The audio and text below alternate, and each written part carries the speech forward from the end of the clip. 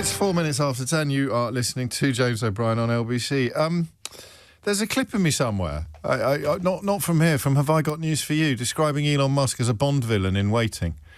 I'm beginning to feel like Cassandra. I really am. At the time, I think everybody thought he was a relatively innocuous character, but maybe not. I must have got the idea from somewhere. It just occurred to me listening to the news bulletin there and looking at his continuing amplification of what is, I think, pretty close to stochastic terrorism. I look at the definition of that word a little later, or those words a little later in this programme. But I don't think there's a phone in there, because if I said to you, is Nigel Farage indulging in stochastic terrorism when he chooses his words very carefully and provokes violence, then I don't think there's a debate. It's a funny one. But I get quite why he's not coming in for more rounded condemnation is a question for the ages. I mean, it's easy to answer in some quarters and corners, but not in others. But stochastic terrorism is a pretty hefty step upon the path to the really, really bad stuff. And it's now happening in plain sight on all our news platforms. But I don't think anyone can debate it. I mean, the debate would be, do you like it or not? I love the stochastic terrorism. I love seeing the fires in Belfast. I love seeing the various weirdos and criminals in Southampton lobbing stuff at the police. But I don't think there's a debate. Of course it's stochastic terrorism. But we're not going to talk about that. Of course we're not going to talk about that first up this morning. We're going to talk about defence. But we're going to do it in a way that may be tricky, but I think is probably the only honest way to do it. It's certainly the only patriotic way to do it. We're going to detach in the first instance, because, look, make no mistake, this is absolutely disastrous for Keir Starmer. To lose one defence minister may be considered a misfortune, but to lose two is at the very least careless. It's disastrous. I mean, there is such a miasma of failure around his premiership at the moment that you just don't know whether Healey and Carnes would have walked the plank if Starmer's position wasn't already close to terminal. I don't know. They are never going to say so. You'll have to wait for the memoirs. But once you have that feeling in the air, and listen, I don't know whether it's something you like or something you don't like. It doesn't matter. You can't deny that the feeling is in the air. You may think it's horribly unfair, but you can't deny that the feeling is in the air. Then everything changes. All of the calculus changes. The political calculus changes. You make a decision. Shall I resign? If you're in a cabinet led by an effective and popular prime minister, the question of whether or not you should resign is very different from the question of whether or not you should resign when the prime minister is or is perilously close to being a lame duck prime minister. I don't know, actually. That's not by far miles away from being the most interesting element of this entire conversation. But the point stands. I think the point is worth making. Would they have gone? So people are comparing it to Michael Heseltine's resignation as a defence. But I say people, I think it may have been a headline in the Telegraph, so I probably shouldn't have paid too much attention to it. But Heseltine resigned from Thatcher's cabinet when Thatcher was in her pomp over Westland, wasn't it? And his battle with I think with Leon Britton. I did an A-level project on this, but my memory's a little bit patchy. And so I don't know that comparisons are valid, but it is a point of principle. I suspect that when Ben Wallace stepped down as Secretary of State for Defence, it was for reasons similar to John Healey, but he didn't feel the need to say so because of where we were in the electoral cycle and the possibly the sort of political calculus being different, as I just mentioned. So the thing I think it is important to do differently is actually, in the first instance, having acknowledged that Starmer is in absolutely hideous trouble and probably toast, almost certainly toast, depending partly on what happens in Makerfield. But it's not a partisan conversation, this. It's a patriotic conversation. Do you remember sometimes when we come off the back of PMQs and we reflect upon how it used to be relatively normal for the two main party leaders to unite on issues of national interest and national security? We see occasional glimpses of it now, but Kemi Badenoch, bless her, can't really ever bring herself to do anything that would be considered supportive of Keir Starmer. If Keir Starmer discovered a cure for the common cold, Kemi Badenoch would complain that he hadn't found Shergar. If Keir Starmer discovered the philosopher's stone that allows us to turn base metal into gold, Kemi Badenoch would complain that Lord Lucan was still missing. I mean, it is brilliant. I think she's absolutely wonderful. I cannot tell you. You'd have to speak to Eleanor to understand just how much I love her. I think she's fantastic. Every time she appears on the television or the radio, I turn everything else off. I put my phone away. I just sit there basking in a sort of warm glow of epic admiration. If I had one scintilla of Kemi Badenoch's self-belief, I'd be Pope. I'd be Pope now. If I had 1 ounce of her self-regard and self-belief, that confidence, that utterly baseless confidence, I reckon I could be Pope, even though I'm married with children. I reckon I could pull it off. I reckon, well, I could certainly, if I had 1 ounce of Kemi Badenoch's self-belief, I would have convinced myself that I could be Pope, and that I'd be a very good Pope, and that I should be Pope, and that I would be Pope if it wasn't for you pesky kids. I think she's magnificent, and it just gets better and better and better. This is extraordinary detachment from observable reality. How can you not envy that? Imagine living a life untrammelled by facts and observable evidence. Anyway, that's not what we're talking about. We're talking about defence, and we're talking about the fact that the only patriotic position to adopt is the sane one, which recognises defence ministers all agree after 10 minutes in the department that we need loads more money spending on defence. They all do. Whatever, well, it's only Labour or Conservative at the moment, but they all agree on that. And then Prime Ministers don't give them what they want.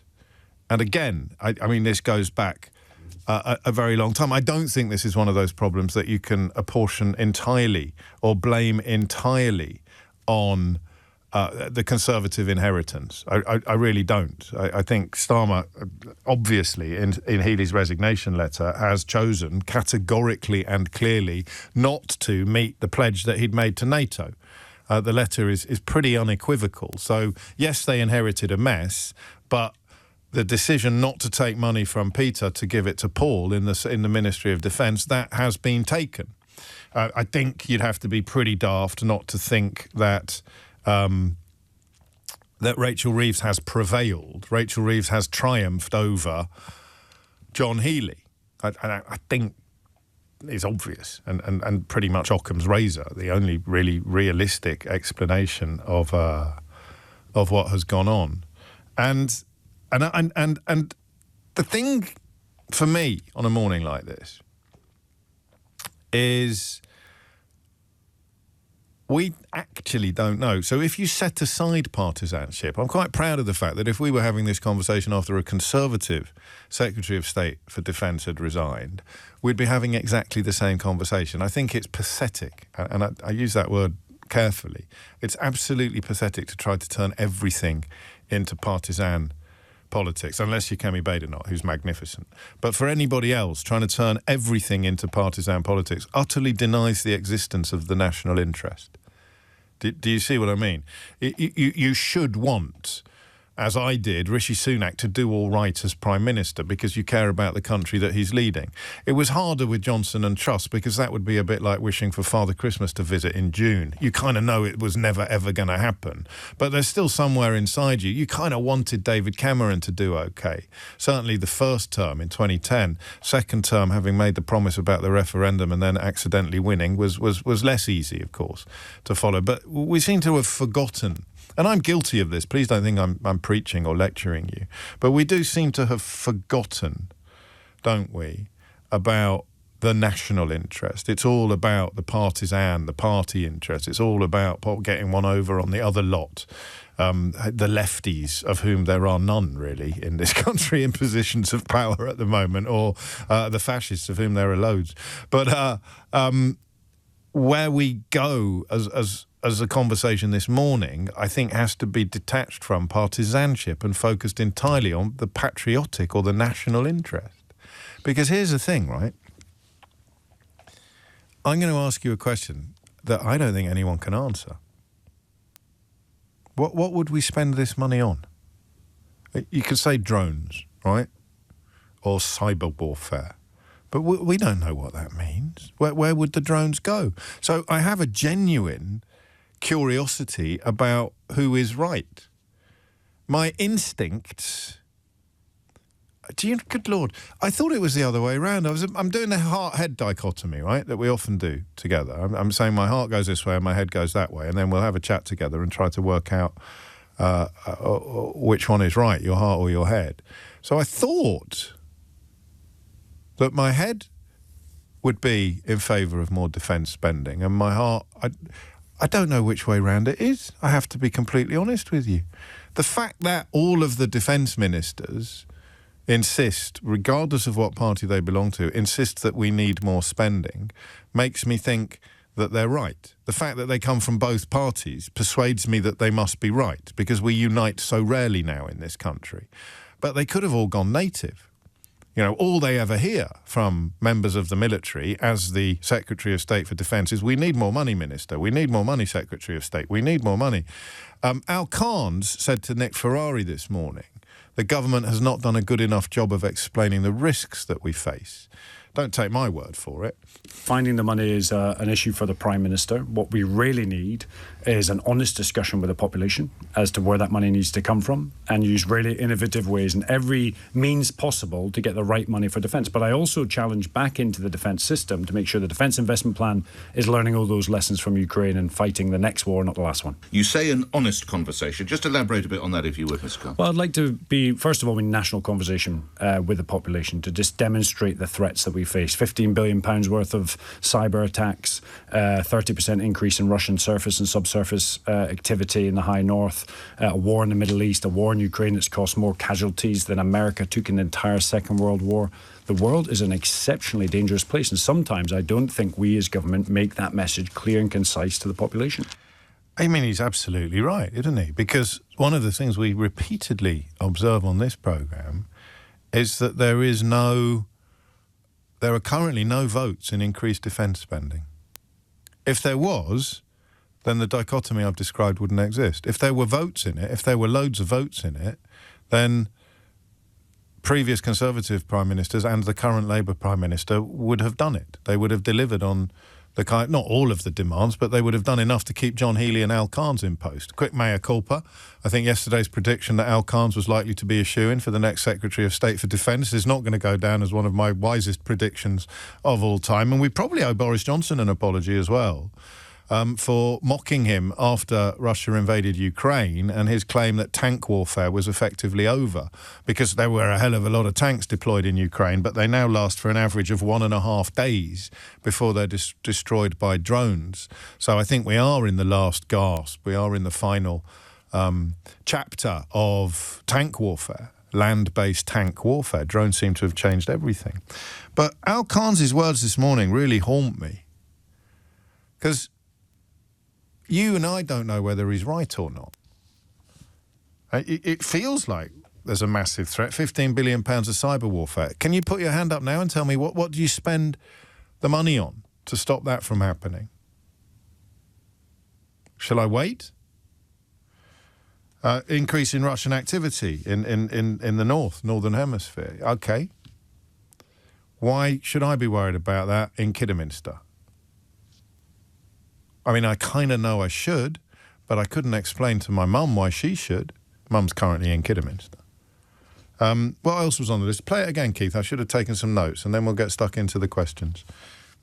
Finding the money is an issue for the Prime Minister. What we really need is an honest discussion with the population as to where that money needs to come from, and use really innovative ways and every means possible to get the right money for defence. But I also challenge back into the defence system to make sure the Defence Investment Plan is learning all those lessons from Ukraine and fighting the next war, not the last one. You say an honest conversation. Just elaborate a bit on that, if you would, Mr. Carr. Well, I'd like to be, first of all, in national conversation with the population to just demonstrate the threats that we face. £15 billion worth of cyber attacks, 30% increase in Russian surface and subsurface activity in the high north, a war in the Middle East, a war in Ukraine that's cost more casualties than America took in the entire Second World War.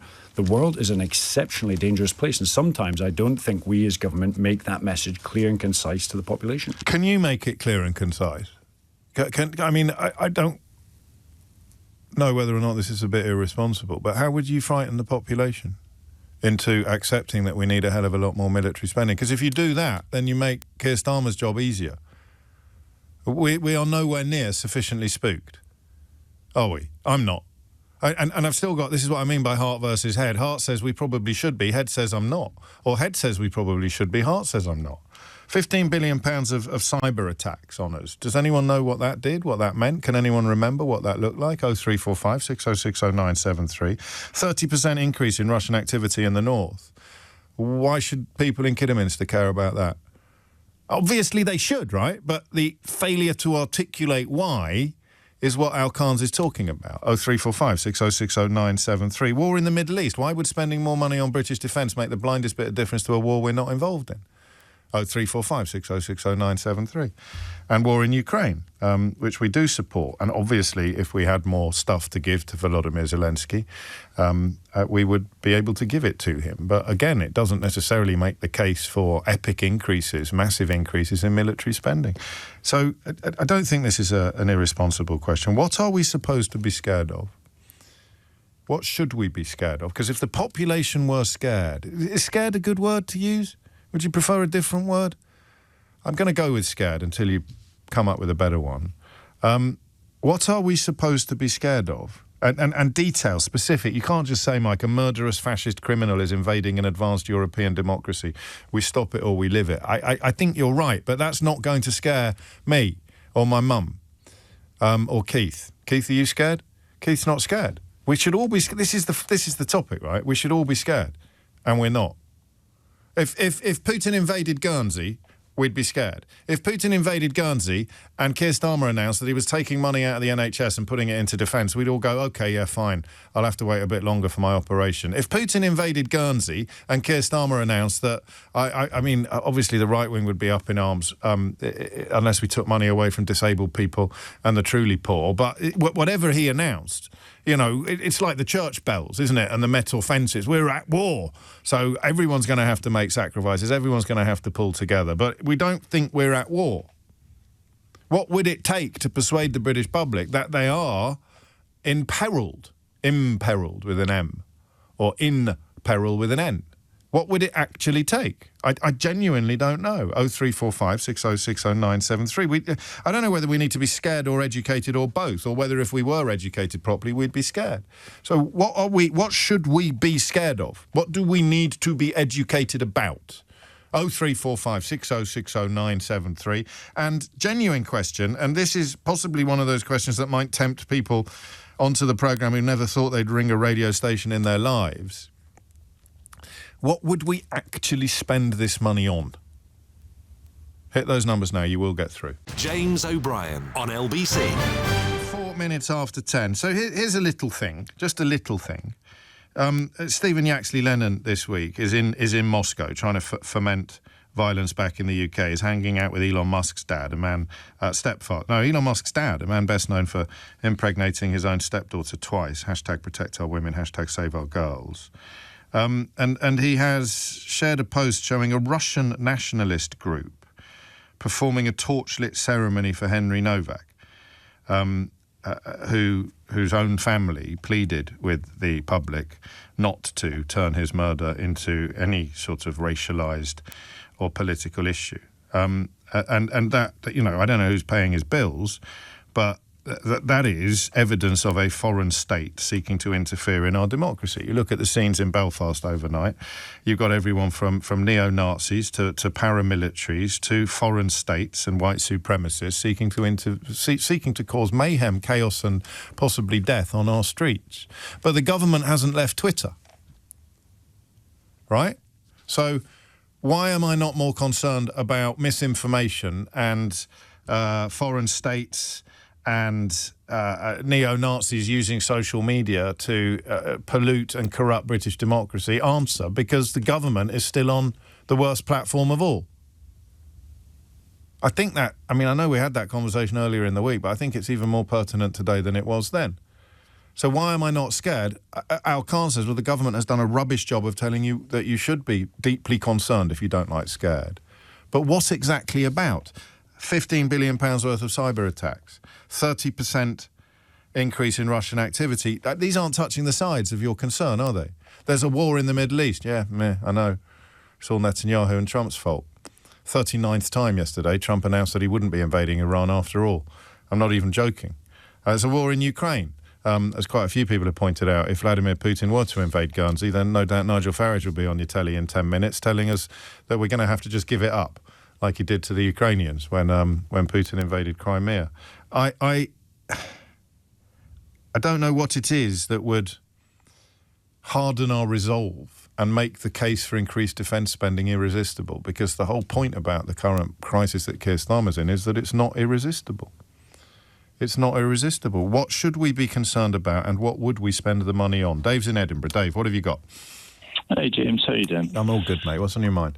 I work in the financial sector. I work in the IT side of things. Okay. But I'm also slightly involved in the security business on the national level. Cyber security. Kind of, yeah. Right. Kind of, yeah. I don't really want to go into too many details. That's okay. The situation is that, you know, from a cyber perspective, we can be quite vulnerable. You know, Israel and the CIA a few years ago unleashed the Stuxnet virus that was deliberately targeted at Iranian nuclear program and you know, was attempting to degrade that by sort of spin up elements of the actual physical production a bit too fast and cause a meltdown. You know, there's other things can be targeted at infrastructure remotely, and then you get things like fraud that's very much attacking individuals and attempting to defraud them and take their finances. There's been attacks on the NHS and the education systems as well, and you know, some of these cause greater or lesser disruption. Some of them cause personal loss. Some of them can cause infrastructure damage, but they are very real risks. And just because people aren't aware of them and because we don't tend to talk about them, doesn't mean that they're not a real threat. How do we don't have real consequences? How do we make people feel them more keenly? Because that's the problem here, isn't it? Is that I think you spend 10 minutes in the Ministry of Defence and you feel them. That's why people like John Healey and Al Carnes and Ben Wallace and others all end up entirely native.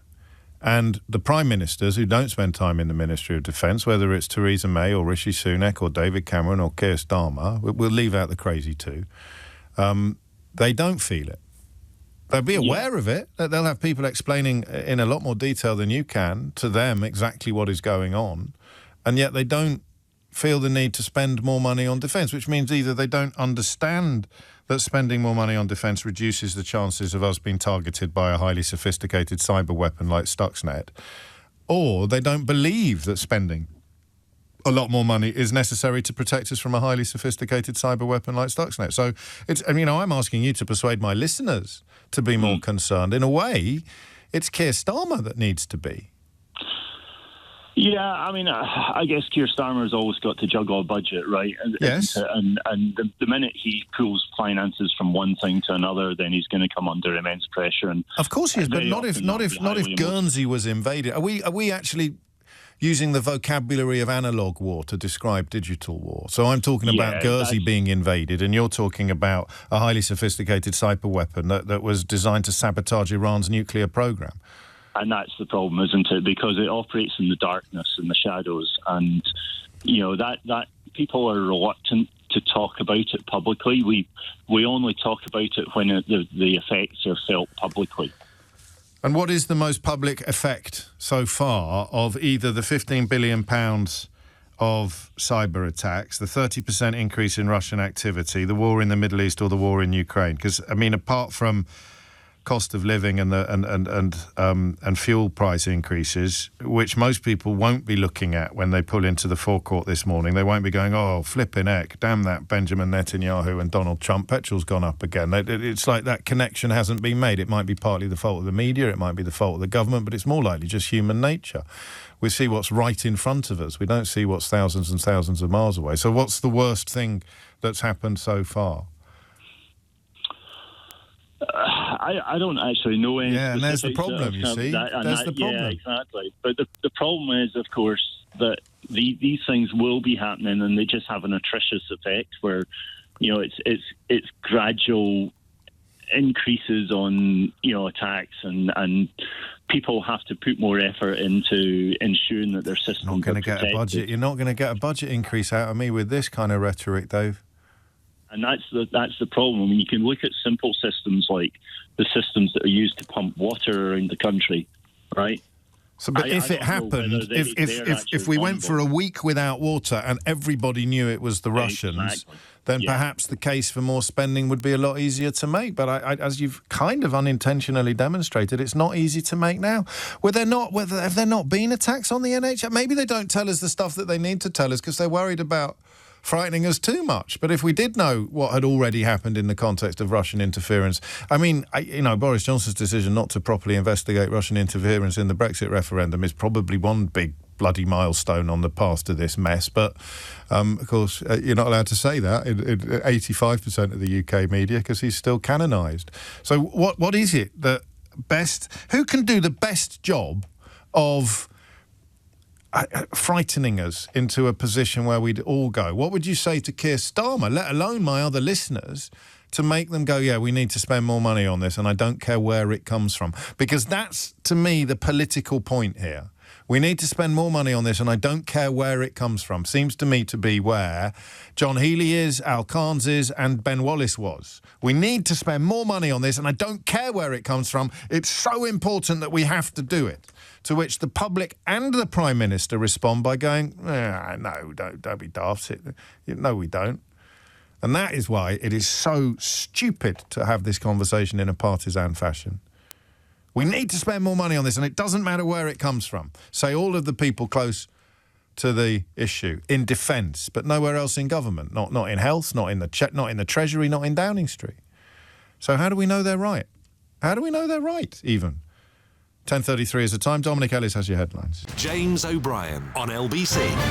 It is 10:36, and the two questions that I don't know we're going to be able to answer properly today is what would it take to persuade the British public and indeed the British Prime Minister that we need to spend a lot more money on defence wherever the hell it comes from, which is what every minister who ends up in the Ministry of Defence ends up believing. And question number two, what would we actually spend that money on? Dave's in Poole. Dave, what would you like to say? Good morning, James. Right, I've been a civil servant for 32 years in the Ministry of Defence. I retired 2 years ago, and I've now returned because I can see the growing threat to the UK by other people, let's say. I've got to be careful with my words. Do you? Why? Well, I'm a civil servant. Oh, all right. Have you signed the Secrets Act? Yeah, exactly. Okay, carry on. So, well, is that part of the problem? Sorry to interrupt you before you've even started talking. But is there stuff Keir Starmer could tell us that would spook us more, but he can't tell us? I couldn't tell you, James. I'll be totally honest with you. I'm not. That's way above my pay grade. Okay, it's an interesting question, though. Yeah, very, very. But I have seen the fall of the wall. Yes. I've seen the resurgence of Russia. The aggression, like Mr. Putin going into Ukraine. Iran, I've worked through several wars, and I just think the world is a bloody dangerous place, and I don't think we realise the general public, and even the Prime Minister. Yeah, well, he should listen to what he's being told by his Defence Minister, and especially Al Carnes, who is an amazing guy. You like him? He seems. I quite like him Al as Carnes, well. Brilliant. I think he's an amazing guy. Bit of a dark horse for the leader for any coming leadership battle, which may again. No, I'm not even joking. To talk about political calculus, it may have slightly influenced his decision to resign yesterday. But we may never know. But what do we do? I mean, how do you do it? How do you put it into words? How do you persuade me, never mind Keir Starmer, that I should be saying, I'm really sorry, that money over there is really necessary, but we're taking it away and we're giving it to defence? Look at Ukraine. I am, mate. I'm not being facetious. I am looking at Ukraine. I can't see it being replicated in Worcestershire anytime soon. No, and one thing you did say about if Guernsey gets invaded, right? Yes. Well, I'm a Guernsey historian of the occupation. Flipping out. And I've done podcasts and all sorts, right? Yeah. So when you said that, I thought, hold on, James, a minute, you're touching my nerve here, because They were invaded. No, I know that. That's why I chose it. Years. Yeah. That's why 5 years under occupation. And Jersey and Alderney. Yes, I know. And that's why I chose it. If Guernsey was invaded, nobody would sit here saying, I don't know what we're supposed to be worried about. No. Would they? But at the moment, most people are sitting here saying, I don't know what we're supposed to be worried about. And you can say Ukraine, Dave. You can say the Middle East. You can say 30% increase in Russian activity in the north. You can say £15 billion cost of cyber attacks. And no one listening to this programme, unless I haven't spoken to them yet, and if that's you that I'm talking about, 03456060973 is the number, nobody's feeling it. I don't know what to say, James. I am, for once, lost for words. But I feel, as a civil servant in the MOD, I feel... It's obvious to you. We should be worried. About what? And you can't just say Ukraine. About what specifically? Tell Doris in Ongar what might happen tomorrow. That's like the man on the Clapham omnibus. It's a figure of speech that I use to describe, every man or every woman. Tell Doris in Ongar what she should be scared. I don't know. It's just this feeling. Well, this is the problem, isn't it? Everybody who's convinced that we've got a massive flipping problem on the horizon can't tell us what it is. Yeah, well... Sorry, mate. Hey, you going back to work at the Ministry of Defence now? I'm just about to go back to work. Well, have a great day. There it is. There it is. Is everyone there called Dave? Hey, James, absolute pleasure to talk to you. Dave, you're a star, and good luck with the work that you do, and thank you for being such a good sport, but also for highlighting precisely the problem that we have. So if you do this in a partisan way, it's nice and easy, lazy. Trebles all round, let's all go home. Keir Starmer's awful. Rachel Reeves has bullied him. John Healey has resigned. He's right, they're wrong, yada, yada, yada. Don't mention the last 14 years of Tory rule. Just use it as a stick with which to beat Keir Starmer. That's fine. Lazy, pointless, unpatriotic, unhelpful, but, gets you through your shift. If you want to do it from the point of view of the national interest, then you talk about the national conversation and the national concern. So Novichok, for me, I can muster it up. I mean, I understand the threat that Russia poses. I was very early at that table, thanks to my friend Sir Bill Browder, and the education he has given me, which has come truer and truer and truer with every passing year. No matter that the politician in this country currently leading in the polls has been a Kremlin apologist for his entire life. One of his protégés currently languishing in jail for taking bribes from a Kremlin stooge. I understand all of those threats and dangers. Of course I do. And the hideous Lord Horhorish calls for the West to stop poking the Russian bear could have been written straight from the Kremlin. But I can't make the leap from that, or even, the attacks on the Schiphouse in Shrewsbury. And the murder of Dawn Sturgis by Putin's goons on British soil. But that was an attempt to kill Russian dissidents who'd fled the country. It doesn't make me fear for my own safety or my family's safety. What would? That's the missing piece of the jigsaw. And I don't think Al Carnes or John Healey have got it either, to be fair to them. I think these are principled resignations. But they can't tell you, they can't articulate it either. Al Carnes can say, as he did to Nick Ferrari this morning, the government has not done a very good job of making the threat clear, but he didn't make the threat clear. Make it clear, Al. Dave can't do it. Can Neil in Rushcliffe? Neil, what would you like to say?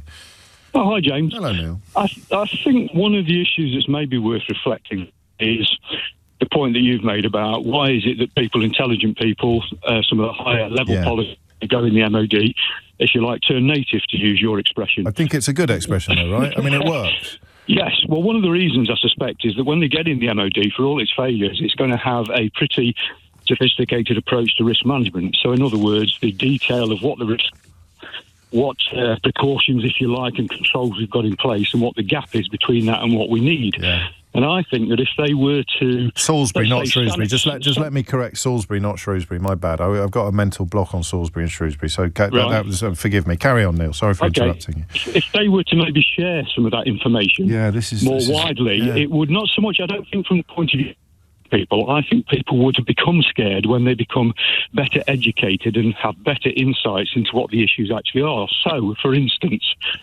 one of the big things that's been talked about over the last 5 years is the whole issue Oh, mate, I'm going to try and get your phone line. I'm losing one word in 5, and it's okay if that word is "and," but it's not great if that word is I don't know, apocalypse. So we're going to try and get back to you. Dom's on the Wirral. Dom, what would you like to say? Morning, James. Hope you're well. I am. I am worried. I'm worried because I can read and write. I've got nothing to do with the military, but I'm a taxpayer that keeps abreast of the news, or tries to. We've had RAF planes being buzzed in international airspace repeatedly and dangerously. Lasers being shone at planes from ships. When did that happen? When did that happen, and how do we know it was malign foreign state activity? 2 weeks ago. Was it? Yeah, 2 weeks ago, in international airspace, I think it was near the Black Sea, 2 Russian jets buzzed within about... No, I knew that. meters. I was asking about the laser beams. It's not a gotcha. I missed it. Last year, an RAF reconnaissance aircraft had a laser shot at it from a Russian, what do you call them? Ghost tankers, not ghost tankers. Okay, no, just a Russian vessel. That will do. And I can't double check in real time, so I'll take your word for it. But how do we know that's not just... I mean... like a miscreant, as it were, as opposed to a national policy? It's part of a pattern. We've got Russian submarines being monitored, surveying our undersea cables. Yeah. We've got constant cyber attacks. We've got bot farms, which I think nobody's looking at properly. Bot farms on X and other social media platforms. And they're poised to install a Kremlin apologist in Downing Street at the moment. I mean, we can say that with some confidence, but a significant portion of the country is going to be entirely unmoved by that. We've got to start fighting bot farms, because otherwise Nigel Farage will be Prime Minister. It's not going to play very well with people who have somehow been persuaded that they want Nigel Farage to be Prime Minister, you see. That brings us back to another debate regarding social media versus publishers, which we've spoken about in the past. Yes. But I'm also scared as a taxpayer, because I've got a list in front of me, a very short list, of billions and billions of pounds wasted in defence procurement, or lack thereof. Yeah, and then this is Starmer's defence, which is we don't need to give you more money because you can save some of the money that we've currently got, which oddly, earlier today, Dom, made me think of HS2, actually. HS2. I mean, look at the Queen Elizabeth carrier. That was 60% over 5 years. The Ajax carrier is now 8 years late, and it's not fit for purpose. If you go on the MOD's own website or the Public Accounts Committee, there's billions upon billions of pounds. So before we start throwing more money in, let's fix the leaky bucket first. Which I think is Keir Starmer's position. Yeah, well, I back him 100% on that, but I don't know if our civil service... you leave Dave out of it. You leave Dave out. You leave my mate Dave out of this, all right? Put Dave in charge. He'll sort it out. Dave's doing his best. 10:46 is the time. Oh, dear. Some breaking news for you. The British artist David Hockney has died at the age of 88. His publicist has just revealed. Incredible influence and reach for a man born in... I can't remember where he was born, somewhere in Yorkshire. But we'll reflect a little bit upon the passing of one of the most celebrated British artists of the last century, actually, David Hockney, who has died, it's just been announced, at the age of 88. It's 10:47. Minutes to 11, and you are listening to James O'Brien on LBC. I say this cautiously and kindly, but 2 or 3 people who felt that they had both the knowledge and the confidence to answer the question of why we need to spend more money on defence, discovered once in the spotlight of the show that they couldn't. Not like Brexit, they weren't idiots, and they certainly haven't been completely misled by grifters and liars and racists, but they are convinced of their position, and yet they can't articulate it. And that was what I was trying to pinpoint at the top of this hour. That, to me, is the very distillation of defence in this country at the moment. Some people feel an urgent threat and are adamant that we need to spend a lot more money, and some people don't. John Healey is in the former category, as was Ben Wallace when he was Secretary of State for Defence. Keir Starmer and Rachel Reeves are currently in the second category. And neither of us know who's right and who's wrong. If you were to base your opinion or your answer to that question entirely upon the colour of the scarf that you have tied around your neck politically, then your opinion is pointless and worthless. Because it couldn't be true under Ben Wallace and not true under John Healey, and it couldn't be true under John Healey and not true under Ben Wallace. So this is not a partisan moment, except in the context of Keir Starmer's perilous position. But in terms of the national defence and the national interest, this is not a partisan moment. It's a divide in our country between people who are adamant that we need to spend a lot more money on defence but can't currently articulate why, and people who believe that we don't need to, with Dom on the Wirral representing the third constituency, which is the threat is real, the peril is urgent, but before we start moving money away from other areas where it's desperately needed, we need to make sure that the money that we're spending already in the Ministry of Defence is spent much more wisely and much more efficiently, which is why I mentioned HS2. Do you remember the caller telling us they were in procurement on HS2 and they lost a shipment, like a lorry load of something, just got delivered to the wrong place or never turned up. So they just ordered another one. Do you see what I mean? I imagine the Ministry of Defence is a bit like that. I'm simplifying hugely. But it is not going to be run like Amazon, is it, where they've now started turning off drivers' air conditioning units in the United States of America to save a few dollars for Jeff Bezos? Because let's all be honest, one thing we can all agree on is that Jeff Bezos is in need of more money, just like Elon Musk is. So you see what I mean? These sclerotic public behemoths squander money on an industrial scale, and the Prime Minister, I think, is defending his current position by saying, well, we need to make sure it's a lot more efficient and we spend the money that we're already giving them a lot more wisely. And then the people in the department are saying, we need more money and we need it yesterday. And the public's left like an observer at Queen's, turning to the left and turning to the right and turning to the left and turning to tennis, Wimbledon, not knowing. And we still don't. Matthew's in Bradmore. Are you going to change it, Matthew? What would you like to say? Okay, I'm going to try and right, go easy with me. Of course I will. This is going to be difficult. You're right. a Wolverhampton lad. We're practically neighbours. Carry on. I even said to your person beforehand, I bet he knows where Bradmore is because he's from Kiddie. Exactly I know that. Kiddie well. Yeah. Okay. So, all right, let's try history. Okay, 1930s. Right, Hitler invades Czechoslovakia. Right, he's given a bit of it through appeasement. He takes the rest of it. Yeah. Right, and at that time, everyone probably thought, yeah, well, it's Eastern Europe. It's 1,000 miles away or something else like that. Yes. Right. A few years later, bombs were dropping on London. Right. Now, yes. if we had intervened in Czechoslovakia at that point, and not just us, but say France, which was a superpower at the time, and other countries, if we could have stopped the Second World War at Czechoslovakia if we'd have got involved then. Now, Putin invades Ukraine, and this is our chance to stop a bigger war from spreading across the rest of Europe, right? Because as long as he's bogged down in Ukraine, he can't spread anywhere else. Yeah. So that's going to mean that we're going to have to help Ukraine, because if he takes Ukraine, he will get Ukraine's resources, Ukraine's men, Ukraine's equipment, Ukraine's everything, and then he'll just move on to another. It's how empires build. Yes. Right? So this is why we need to spend more money to give to Ukraine, and and because it will stop the war there. But it's not just that. We've also got Middle East. We've also got China and Taiwan. We've got, and we can't rely on America either, right? All the sort of stuff that we partner with America. Yeah, a few months ago, America was even looking at whether they could take Greenland. Yeah. Right. We've still got a lot of defence contracts with America, and we can't trust them. America, if Putin moved into Latvia tomorrow, America might just go like, I'm not my problem, you're a problem. We can't rely on them. I mean... Yeah, and that's what America First was in the 1930s, and it's what America First would be in the 2020s. And J.D. Vance, more than Donald Trump, would be the face of that betrayal. Yeah, and I think this... And at least... Well done to the Defence Minister walking out. In fact, I was even trying to get on your show, and that's what stopped it. So the question and answer, I was going to be on that, and instead I've... You rung in on this instead. Yeah. So the Ukraine thing is contingent upon believing that if Putin had prevailed there, and let's not forget, he thought he'd have it nailed in a weekend. If Putin had prevailed there, he would have moved on. He wouldn't have stopped and been satisfied. You've got Moldova in the area, and you've got other places that you could have then moved on. And that's the absolute crux of it, because either you get that or you don't. Yeah.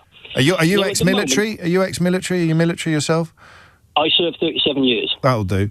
I did 2 years in the RAF cadets, all right, so we're practically comrades. Either you get it or you don't. You either look at Putin and think he is like Hitler, or you look at people who look at Putin and think he is like Hitler and think they're mad. Yeah, and that's the problem the politicians have got. And Putin doesn't care. He's already lost about 1 million people, and he's still fighting. He does not care about his people. He still thinks that he can get his glory, that he can expand his empire and everything. So why are we failing on that? I mean, but again, it's like I'm sorry to bring Guernsey back into it. We only realised Hitler's intent when he invaded Poland. We didn't realise it when he invaded and annexed Sudetenland, as you've pointed out. So it would involve Putin.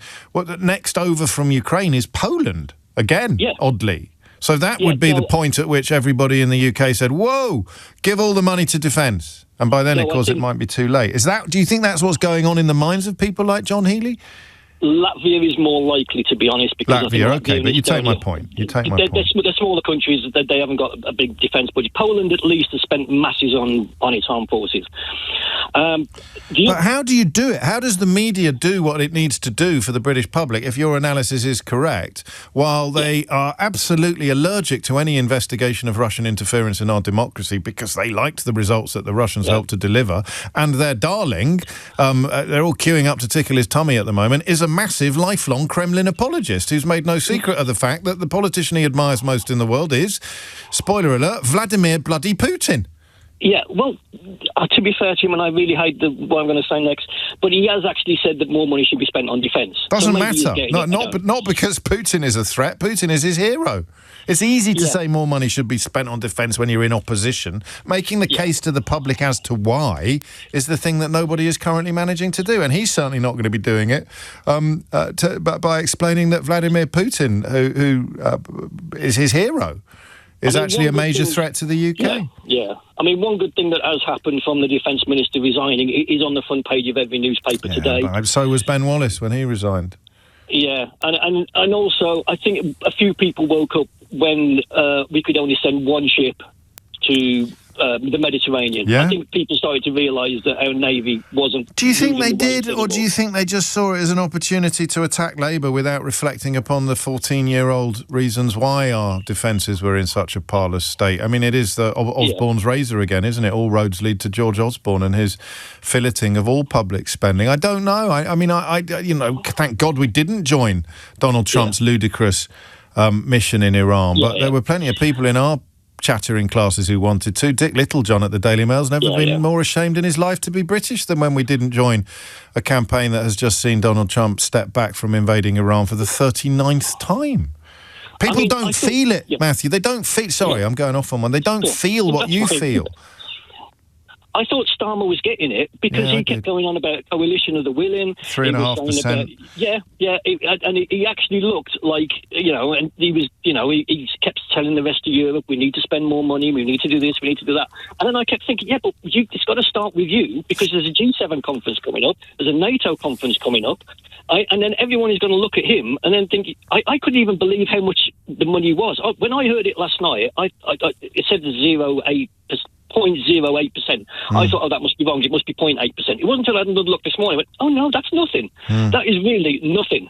So it's not nothing. It's huge, but it's nothing in percentage terms. It's still a huge sum. It's not going to fix the military at the moment, right? And it will just get a couple of big exercises or a few other things. And here's a question then: what would we spend the money on? At the moment, if you're going to build ships, tanks, and things like that, planes, it's going to take years before you'll see the benefits.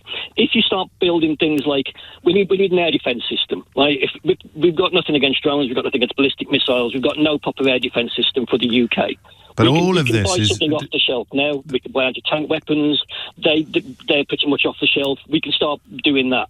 But you have to feel threatened to do that. To make the political case to do that, you have to have people in Bradmore and Kidderminster who think that there are Russians on the horizon. I mean, at the end of the day... You just do. Politically, you just do. Okay. At the end of the day, is there a threat? If Starmer is honestly saying, yes, there is a threat, it doesn't really matter what the people think.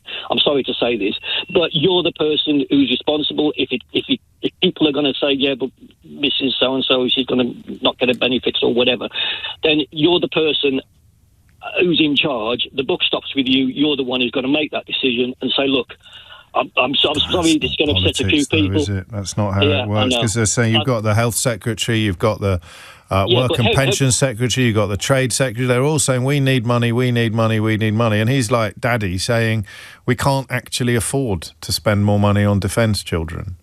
I'm sure this happened in the 1930s when people were saying, like, do we really need all these Spitfires? Right? And then the answer is yes. Right? So you're going to have to do it. You're brilliant. I mean, and that's it. No, you just are, because if you're right, we're doomed. Yeah. I mean, I cannot... military is like... It's lacking in so many areas. The Red Arrows are now down to 7 aircraft. Well, that doesn't matter so much. That's just for air shows. They're not going to protect us from Russians. No, but it's a recruitment Don't thing. attack me. God, I've just upset the Red Arrows lot. No, I love the Red Arrows. The Red Arrows are amazing. Whee, bang, they're incredible. I saw them, I think, where would I have seen them, Matthew? Name a famous air show. There's one up the road on the M54 sometimes. Yeah, that one there. I went there once. It was amazing. Shobden's near you, isn't it? I once went up in an aircraft at Shobden Airfield. That's just round the corner from you, isn't it? Yeah, I'm Army, not RAF, but yeah, I am aware of a few places. Possibly used to but be. They weren't. The Red Arrows have never, as far as I'm aware, never flown out of Shobden. It's the troop in the colour tomorrow. I love all that business, but I don't think it's going to protect us from Vladimir Putin. There it is. Look, either you think Putin is a modern-day Hitler, in which case you spend every penny you've got on defence, or you don't, in which case you don't. John Healey needs to tell us, doesn't he, really? Al Khan's, it's all very well saying the government haven't made... You are the bloody government. I've got to stop using that word. My apologies, especially if you've got children in the car. You are the flipping government. You are the flipping government, Al Khan's. How can you say we haven't done... The government hasn't done a very good job of it. You're a Minister of Defence. Oh, man, I kind of want to stay with this. I think it's really important and really interesting. There's room on the switchboard. We're by no means full up. It's up to you, really, whether you've got anything to add to the conversation. Should we be? So all of the people that know what they're talking about are adamant that we should be on high alert. Not all of them have done a very good job of explaining why. Matthew, probably the best exception on that. And what should we spend the money on? How do you persuade the British public to be more alerted, to be more alarmed, to be more, quote, scared, end quotes? It's 11:03. James O'Brien on LBC. I have a confession to make. I missed the appointment of the new Secretary of State for Defence because I was playing 007 First Light for hours last night, both before and after the football, which will give you an indication of just how many shifts I put in on what is an absolutely brilliant game if you care about such things. But do you know what Dan Jarvis's nickname was when he was in the parachute regiment? And you've got to remember that if you're in the parachute regiment, you're already nails, right? You're as hard as nails already if you're in the parachute regiment. Dan Jarvis's nickname when he was in the parachute regiment was CMOD. Does anyone want to have a go at guessing what CMOD stands for? Do you know what CMOD stands for? This is your new Secretary of State for Defence, ladies and gentlemen. Steely-eyed messenger of death. Whew. And, of course, that is a reflection on his ability to stay calm when, or to keep your head when all around were losing theirs. A couple of other little anecdotes that the former Deputy Labour leader Tom Watson has shared. He's known Dan Jarvis for 15 years. He would say, while making conversation about hobbies, he would say, "I like the odd run." And it would later emerge that he was in the habit of running 7 marathons in 7 days in a desert. I mean, none of this particularly equips you to be a politician necessarily, but I don't know, it sort of fills you with a vague sense of comfort, doesn't it, and confidence that the Secretary of State for Defence is obviously made of much, much tougher stuff than the rest of us. He was my tip for Labour leader a few years ago, but he had personal tragedy to deal with and committed himself to doing the job as an MP while raising young children. But he's a profoundly and permanently impressive man. Sandhurst at 23, comprehensive school education in Nottingham, 15 years in the parachute regiment, tours in Northern Ireland, Kosovo, Sierra Leone, Iraq, Afghanistan, picked up an MBE along the way. He was at Pristina Airport when General Sir Mike Jackson told Wesley Clark that he was not going to start World War III for you, a moment of epic courage that should really stir even the least patriotic heart. Jarvis later calling it a very surreal moment in my life. But he impressed Mike Jackson in that moment and was made his personal staff officer. By the time they got to Helmand, he was commanding a company against the Taliban in night fighting of the kind that most of his paramilitary colleagues have only read about. That's your new Secretary of State for Defence. And because it's very thin on the ground at the moment and in extremely short supply, I'm taking that as good news. His job now, presumably, is to persuade Keir Starmer to go back to the drawing board and have another think about the money that is or is not available for the defence budget. And the problem is, as my callers have managed to articulate rather well so far this morning, you can feel the threat. So listen to what Tom Tugendhat just said. Did you hear that in the bulletin? So Tom Tugendhat saying it's obvious the enemy is at the gate. And then he talked about Iran, Latvia and Estonia. That's not the gate, Tom. That's the problem. You, as someone who has spent time in the Ministry of Defence, like John Healey, like Al Carnes, like Ben Wallace, you might think it's obvious because I don't know, have you seen stuff that we haven't seen? But Latvia, Estonia, Ukraine, Iran, they're not the gate. You're trying to persuade someone in Kidderminster that we should cut their pension and spend it on defence, axe the triple lock or take away from their grandchildren's school and spend it on defence, then they need to be at the gate. We're getting there, aren't we? We're getting there, right? Together, we're getting there. We're getting closer to it. You see what happens when you don't make it a really lazy partisan point-scoring exercise? Clarity, understanding, comprehension. They're not at the gate. Tom Tugendhat thinks they're at the gate. He's ex-military. He's ex-Ministry of Defence. He thinks they're at the gate because their brains work differently from ours and their information is better. We don't think they're at the gate. The only thing that's at the gate is the cyber threat, and we don't really feel that. Which one would you pick? Marks and Spencer's? That was supposed to be kids trying to get a ransom out of them. Cambridge Research Systems? Probably underreported in the great scheme of things. The British Library? Do we know who that was? They can bring massive institutions to their knees in moments. And our side do it too, or at least our allies do it too.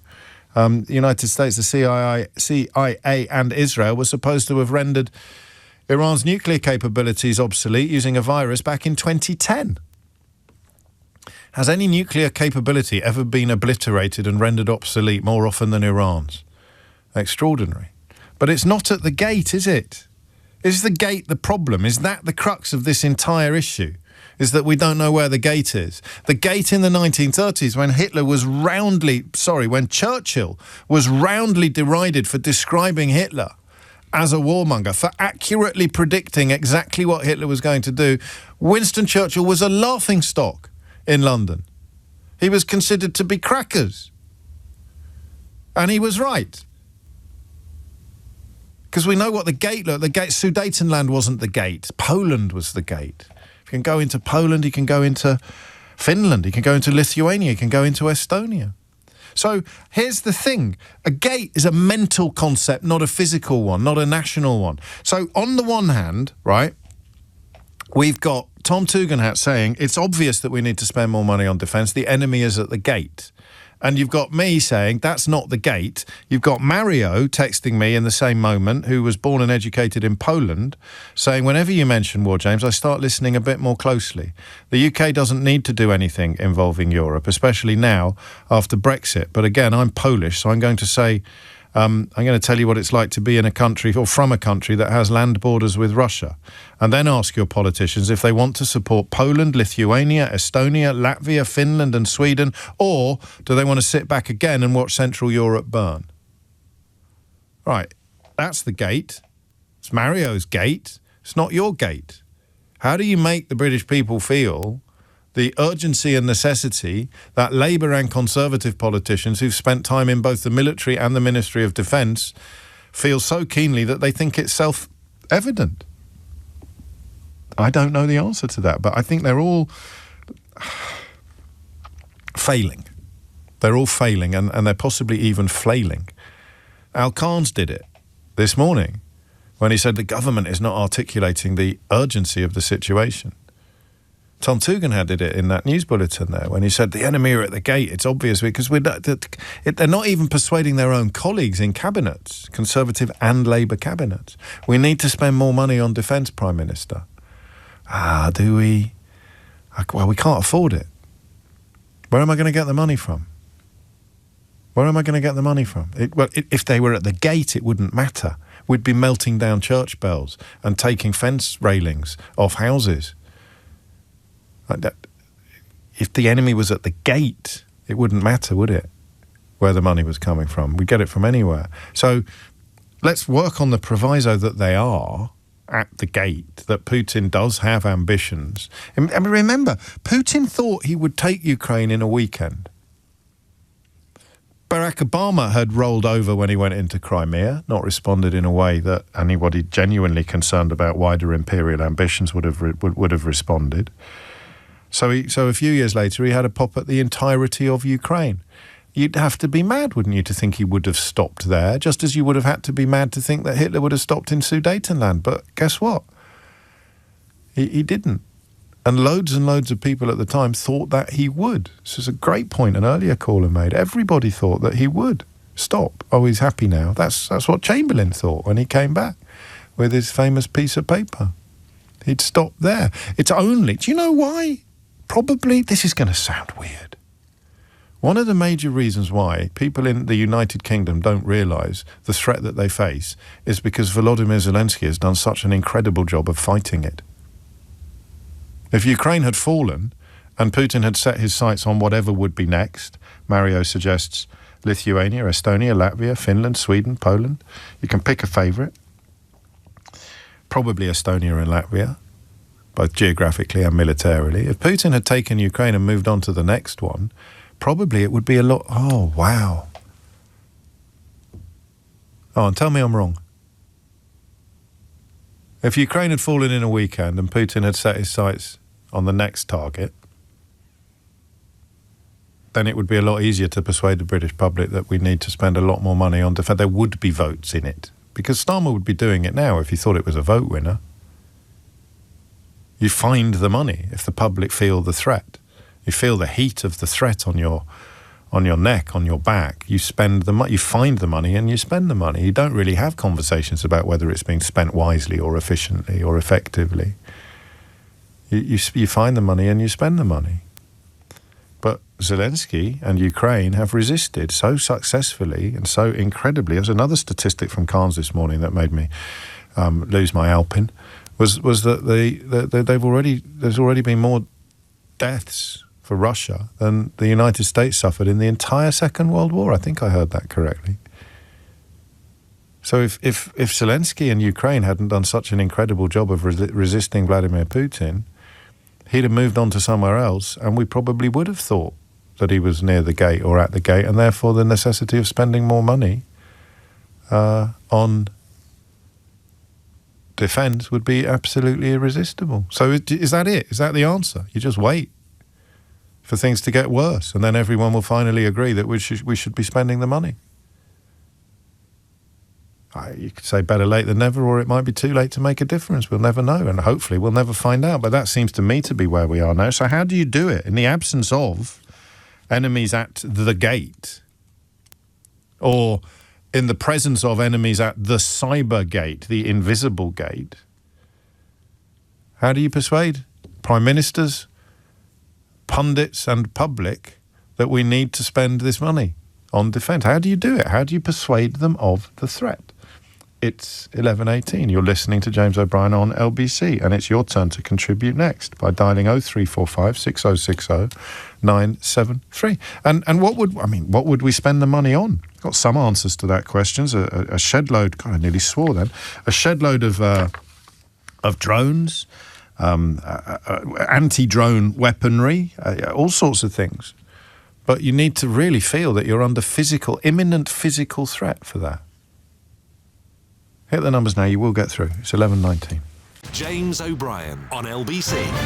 It's 20 minutes after 11. It's a question of where the gate is, how big the threat is, and crucially, how you persuade not just the British public, but also successive British prime ministers that the situation is urgent enough to demand that money be found from other places to spend on defence. And that leads us into the second question. What exactly would we spend it on? Paul's in Widnes. Paul, what would you like to say? Yeah, hi, James. The point I wanted to make was my job prior to me retiring was working for the Ministry of Defence, and my job was to go to various bases around the world and actually check that the equipment that we're supposed to have, we do actually have. Right. And the point I wanted to make, which I was explaining to your colleague, is that the British public have no need to fear. We have a lot more equipment than what the general public are led to believe. The only people who doubt what we've got are the likes of Fleet Street newspapers. When I go along to these bases, or rather when I used to go along to these bases, we used to have listening stations in countries that you've never heard of. When Iran were blowing up, throwing missiles at various countries the other week, the majority of those countries I've been in, and my friends and family who know where I used to work used to say to me, you've been there, haven't you? And I used to say, yeah. And he used to say, well, why are they throwing a missile at that particular country? Okay. And I just said, well, you don't know.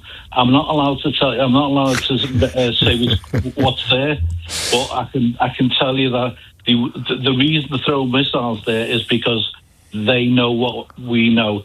It's well, this is good and bad, isn't it? Because this is going to be information to which secretaries of state to defence are even more party than you were. So when they say but when they say we're under serious threat, they're drawing on things that they can't tell us.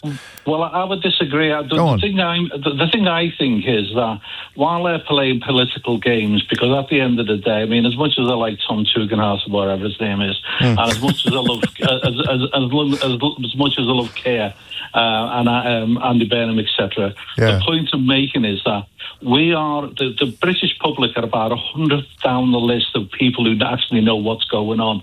The real people who know what's going on, well, they live in offices in London which nobody even knows which offices they exist in. And the point I'm trying to make is that the British institution is sound as a pound in regard to the amount of military that we've got.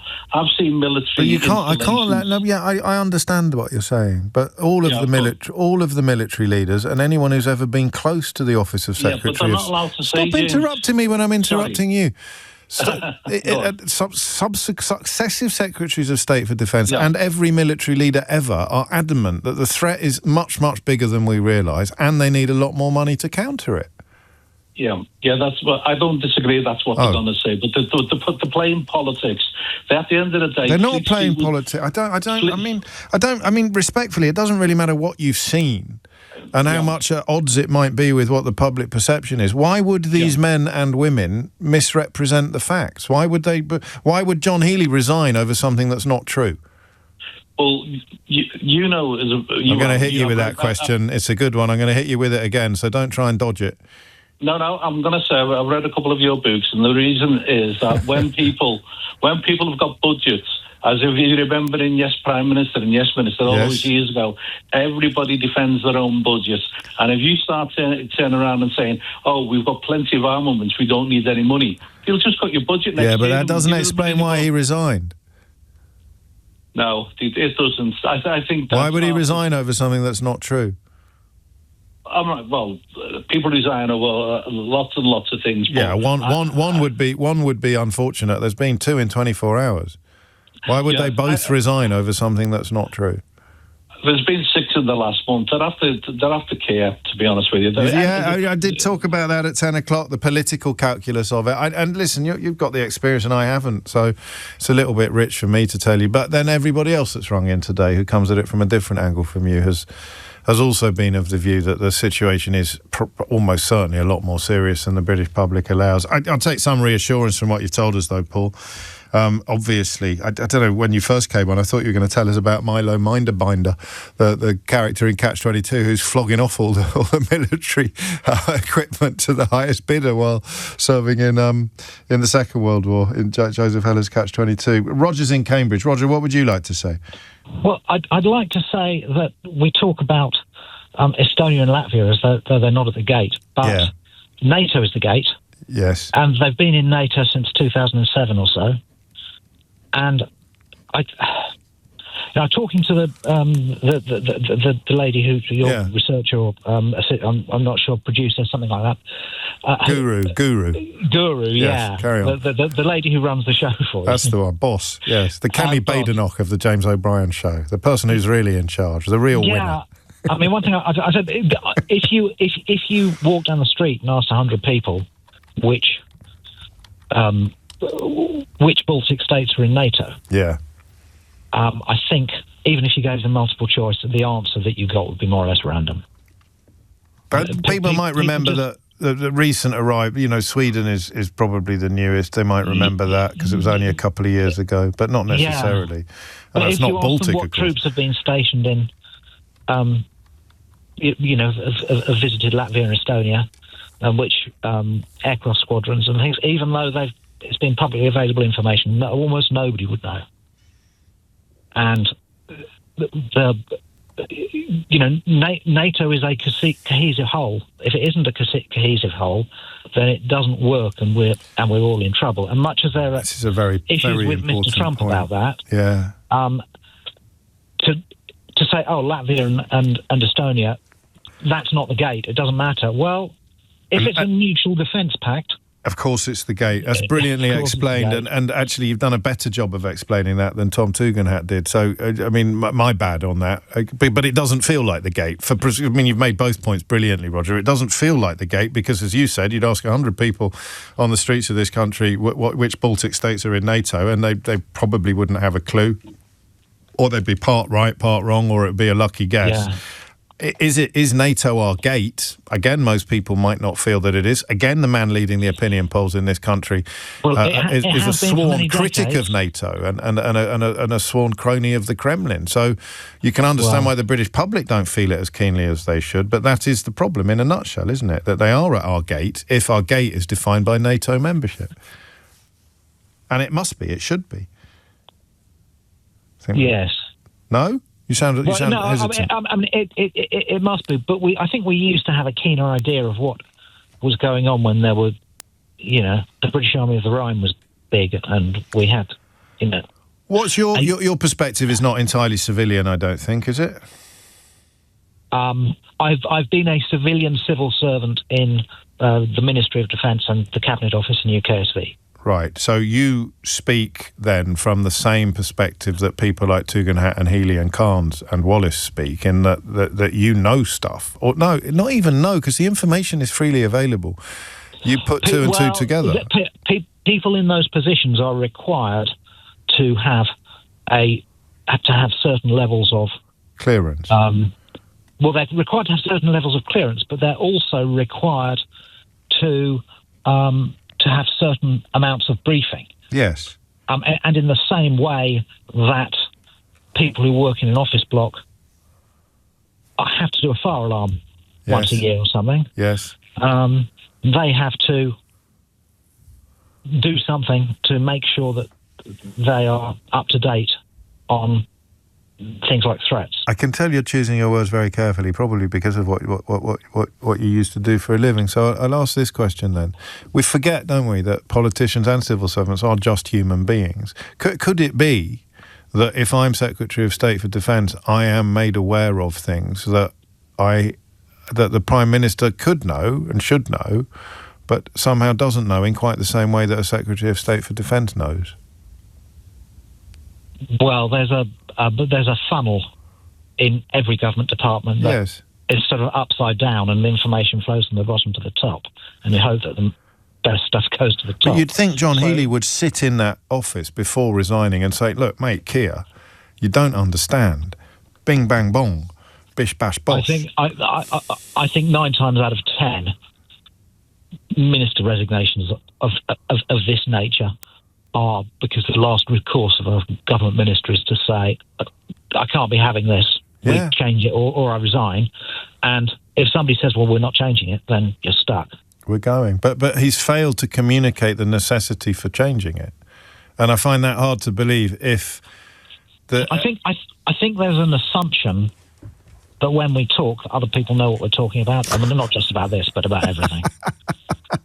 Welcome to my world. You say that there are certain political viewpoints that you disagree with, and much as you do it every day, and say like you're still, somebody turned on the radio, they'd have to listen for a very long time to hear all of the reasons that you.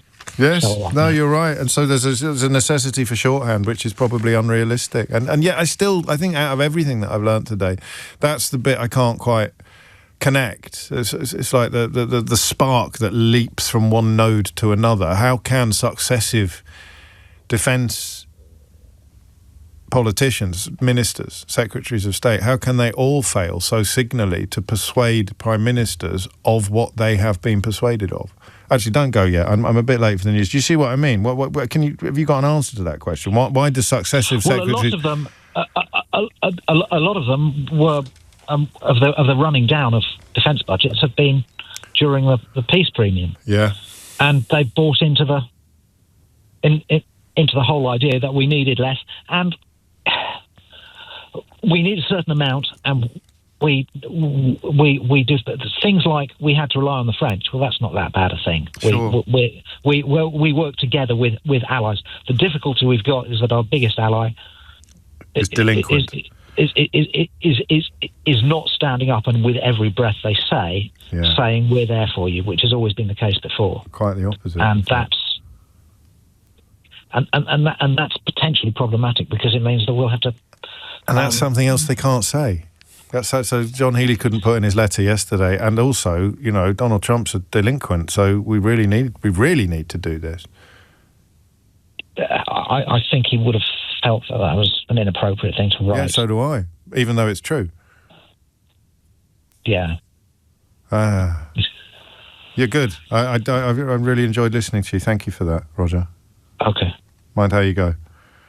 11:33 is the time. Dominic Ellis has your headlines. James O'Brien on LBC.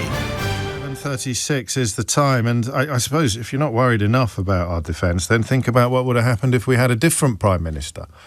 When Donald Trump decided to dance to Benjamin Netanyahu's tune and launch attacks upon Iran. Kemi Badenoch and Nigel Farage, both adamant that we should have been in full support of them, but various flavours of reverse ferret subsequently. I think Badenoch tried to argue that when she said we should be in full support, she didn't mean that we should actually do anything. We should just cheer very loudly. Oh, what a woman, eh? Seriously, that's just genius. When I said that we should do everything we could to support them, I didn't mean we should do anything. I just meant we should cheer very loudly, whatever it was that they did. And Nigel Farage, of course, is as likely at 12 o'clock to completely contradict whatever it was that he said at 11 o'clock that it's not even worth reminding ourselves of what it was that it said. But we must always bear in mind that he is a Kremlin apologist, and that one of his closest political allies, friends and protégés is currently in jail, serving a sentence for accepting bribes from a Kremlin stooge in return for polluting public discourse in the European Parliament and beyond with lines that were fed to him by a Kremlin stooge. That is Nigel Farage's close friend and former protégé, Nathan Gill. So conversations about Russian influence on British politics that don't reach back to Brexit and the promotion in this country and the dominance on some social media platforms of a politician who is supremely sympathetic to Russia, up to and including the claim that Ukraine should just sort of roll over and give them Crimea, or Ukraine should just sort of roll over and surrender its own defences, and that in defending sovereignty in Ukraine or Baltic states would somehow involve poking the Russian bear, or that NATO... Where does a bloke who went to Dulwich College end up thinking that NATO is a bad idea? Genuine question. And schools like Dulwich College would teach both the importance of the post-war settlement, NATO, and its role in preventing Europe from slipping back into land warfare, preventing World War III. How on earth would a bloke who went... I know he never went to university, but how would a bloke who went to Dulwich College end up thinking that NATO was the enemy and Putin was our friend? There's a question you could ask him if you were sitting down with him for a few hours. After you've asked him about the Russian spies that supposedly hacked his phone, #alert. After you've asked him about, is it just the one billionaire that's given you £5 million? I was thinking about that this morning. Because you don't know now. Everything Nigel Farage does could be because Christopher Harborne wants him to. I was also thinking about the nonsense about his phone being hacked by Russian spies, which I'm sure anybody who's had the pleasure of sitting down with him recently would have quizzed him about mercilessly. Just show us the proof. Show us the proof that your phone was hacked by Russian spies. Mail on Sunday printed it unquestioningly, but they also printed your lies about an assassination attempt that a French mechanic had told you about. Unfortunately, someone tracked down the French mechanic, and he called BS on the claim. But how do we know now what's going on? How did the news come out? What if Farage has been given loads of money by loads of billionaires? I'm not saying he has. I'm just asking questions. Let's say he's been given loads of money by loads of billionaires secretly, and we've only found out about one of them because the billionaires were trying to remind him of the deal. Just thinking out loud, just asking questions. But let's say 10 billionaires, 10 people who've made a fortune out of crypto and would make more fortunes out of the kind of policies that he announced shortly after accepting £5 million secretly from Christopher Harborne. I forget what his Thai name is, the one he uses to do business in Thailand, where he lives. #Patriot. What if there were 10 of them that gave him £5 million? What if he's got 50 million quid squirreled away secretly, and they just decided to remind him what his job was? You're not doing enough stochastic terrorism, Nigel. So you better make a speech that encourages people to start lobbing bricks at the police. Otherwise, we might start releasing details of the other 45 million quid that you've taken from a cabal of cryptocurrency billionaires. I'm just thinking out. I'm just asking questions. But how do we know? If he kept the first £5 million secret, that's the kind of question I'd ask him. If you kept the first £5 million secret, how the hell do we know there's not another 10 million or 45 million? And that every time you do something now, it's because they're pulling the string. And the embarrassment that you feel, because you're still hiding from all proper inquiries and all proper interviews, still hiding from all proper inquiries and all proper interviews, because you know this is big and you know this is a massive problem, that's the leverage they've got. Imagine if it came out tomorrow, there's another 10 million or another 15 million or another 35 million. Then where would he be? So the phone call rings. We need you to do this now, please. Otherwise, it may mysteriously reach the Guardian newspaper that the £5 million you took secretly from one cryptocurrency billionaire was actually just the tip of the iceberg. You're not so much the count of dodgy crypto, you're the flipping king. Just thinking out loud, just asking questions. We all like questions, don't we? But how do you know how much money he's taken secretly from cryptocurrency? That's certainly a question you'd want to ask him, wouldn't it? I mean, ask him what his favourite song is first, of course. Spoiler alert, it's the Chicken song from Spitting Image. And then ask him, how do we know?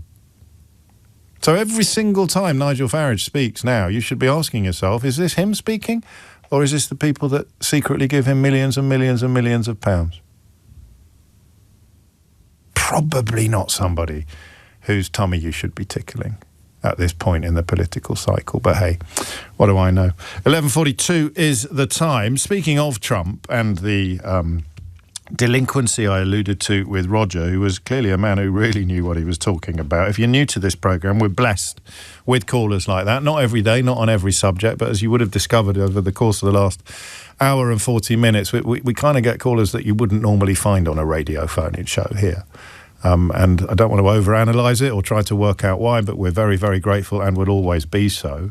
But here's a little flavour of the man that Nigel Farage and Kemi Badenoch felt that we should be offering full-throated and, let's not pretend, military support to when he decided to launch a ludicrous war against Iran. This is, at the current count, CNN, the American news organisation, reckon that he has now announced a deal with Iran or called off an imminent invasion of Iran no fewer than 39 times. This is why you can't analyse it anymore. This is why Ash in Northampton, who's brilliant at analysing stuff, some days just throws his arms up in the air and goes, what am I supposed to do? It's like nailing jelly to a wall, or Jell-O if you're American. It's like herding cats. How can you possibly use the tools of intelligence and analysis to work out what this bloke is doing? We have major points of agreement. They want to make a deal. And we are very willing to make a deal. Well, I think we're going to end it. I can't tell you for sure. Well, they want to make a deal so badly. You have no idea how badly they want to make a deal. They want to make a deal so badly. I do see a deal in Iran. We were very close to a deal. I think it's close to over, yeah. I mean, I view it as very close to over. It's looking very good that we're going to make a deal with Iran, and it's going to be a good deal. This process should go very quickly. We're going to end that war very quickly. They want to make a deal so badly. We think we're close to a deal, and that's okay. We're in the final throes of what will be a very, very good deal. 39 times now. It was funny when I first did it. It's Monday, so it must be a ceasefire. It's Tuesday, so it must be a glorious victory and a complete obliteration of Iranians' military capabilities. It's Wednesday, so it must be a vicious threat that if you don't do what we want, despite the fact that we've already obliterated you, then we'll invade you tomorrow. It's Thursday, so it must be that a deal is imminent. Any minute now they're going to sign a deal, the best deal, the greatest deal you've ever seen. It's Friday. We're back to trumpeting a potential ceasefire again. It's Saturday. Oh, no, we're not. No, we're not. We're going to kill them. It's Sunday. No, we're not going to kill them. We're going to do a deal with them. It was funny when I first did that. I even enjoyed the Craig David references. It's not funny now. James O'Brien on LBC. 11:48 is the time. It's a headline across the bottom of the Sky News screen. Donald Trump cancels plans to launch strikes against Iran. Hands up if you were surprised. Hands up if you think anybody anywhere in the world was surprised. Can I just check that we have all got hands? Yeah, okay. No, that's fine. Yeah, so no, it's not happening. Unbelievable. And on we go. On we go. 11:48 is the time. Back to the question of defence. Mike's in South Shields. Mike, what made you pick up the phone? Hey, James. Yeah, I think the point I want to make, and I don't think if it's been made already, but it's about deterrence and spending money to deter. So clearly what we don't want to do is find ourselves in a kinetic war against Russia. So the 3.5% of GDP would be used to develop our forces, give NATO a credible force that we can use to deter the Russians. I think the lessons from history, if you look at World War I, World War II, is once we become engaged in a fight, we lose lots of our best people. I've got kids, coming of age now. I'm still serving myself. I don't want that to happen. But also the outcome of that is you then increase your spending up to 50%, sometimes more, which you then spend generations paying off. So in order to spend a little bit of money now, if that stops us in the future having to, spend the next 60, 70, 80 years of having to spend, all of our resources on paying off debt regarding wars, and then surely that's the message we send to the population. It's a bit like thinking that you can save a few quid by not paying your fire insurance, and then your house burns down. I mean, the problem is, and no one has made this point before, so thank you for that. The problem is it doesn't undo the central conundrum this morning, which is that people don't really feel or believe or buy the scale and the urgency of the threat. So it's contingent, I think you'd agree, upon what Putin will do after Ukraine, which is contingent upon him winning and prevailing, which of course he thought he would do. So we may have got the memo about what he was going to do next. A few years ago, if Zelensky hadn't defied everybody's expectations and all the odds by putting up such an incredible fight. But it's either you believe that Putin has a shopping list or you don't. And if you believe Putin has a shopping list, then your argument becomes absolutely irresistible. Yeah, I agree. And I think the message just hasn't been put across there. I think we get it in the military. You all do, right? We receive it every day, but I don't understand, and my family gets it. But I don't understand why the messaging from this government hasn't been that clear. Clearly John Healey and the last government and the last government have only been in for 2 years. But John Healey and Al Khan's have also failed to make the messaging clear. It's a little bit rich, only a little bit rich, because these are clearly principled resignations. To leave saying the government haven't made a clear enough case for the thing that I'm calling for, when a large part of your job surely is to make a clear case for the thing that you're calling for. To a certain degree, I try to get the message out as much as possible, certainly to my family. But like I say, I don't mean you, Mike. I meant John Healey and Al Khan's. I was saying that they should be making this more clearly. Mm-hmm. Yeah, absolutely. That's the point, isn't it? If people do understand it, if they understand that it's a little bit of money to, that might cost a few sectors, a couple of percent, whatever it is, but ultimately it keeps their kids out of war, keeps themselves out of war, and stops us spending the rest of our lives paying off debt that come from that war. And everything hinges upon whether or not people feel that the enemy is at the gate, and the gate is a notional concept, because of course under NATO membership the gate is Estonia and Latvia. It's the borders of Estonia and Latvia. It's the border with Russia. That's the gate. So of course the enemy is at the gate, and yet your average punter, whether they're in South Shields or Southport, is probably not going to feel that. Yeah, absolutely.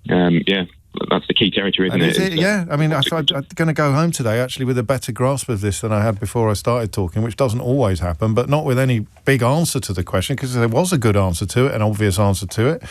John Healy and Al Carnes would have made it. In fact, Ben Wallace and Tom Tugendhat would have made it. And I think I owe Tom Tugendhat an apology, because I think when he talked about being at the gate, he was highlighting a problem. He wasn't missing the point. He was highlighting the problem of the fact that people don't know where the gate is. And of course the gate is where NATO membership ends. Unfortunately, we're living in a discourse at the moment dominated by Trump and Farage, who are sworn enemies of NATO, as is Vladimir Putin. Make of that what you will. Anyway, here's his favourite breakfast cereal. Gary's in Calais. Gary, what would you like to say? Hello, sir. Right. They're not at the breach. Oh, they're not at the gate, actually. They're in the breach. Okay. And they're getting ready to cross over. That's further than the gate for people who are not familiar with the vocabulary of warfare. Okay, it's the Zulus crossing the mealie bags at Rorke's Drift. Okay. I was at I had to take a tour out of the British Army earlier this year. And my brief was to advise them on the Battle of the Bulge, 1944. Oh, yeah. They were looking at what you learned from that, lessons learned for current and future warfare. Current and future warfare. Right. So that was what the tour was doing. So I get on the coach, various people there, British Army officers from somewhere in the West Country. They are influencers. They are cyber warfare specialists in both defence and attack. Sitting down and talking to them about what they were looking at. It's already happening. We're already looking, they said, when you look at what we would have done 60 years ago, you would have bombed a motor factory in Germany, a car warehouse in Germany. That's an act of war. We're already looking on the internet, follow the money, and we all know where it goes to, where factories are being shut down via cyber. You've had issues with banks, you've had issues with the NHS, you've had issues with power distribution centres, etc. And when they look at that back, it all goes back to one place. And it's going back to Russia. So I said, so really, where are we at the moment? And everyone on the coach knows this? They were all from the British Army.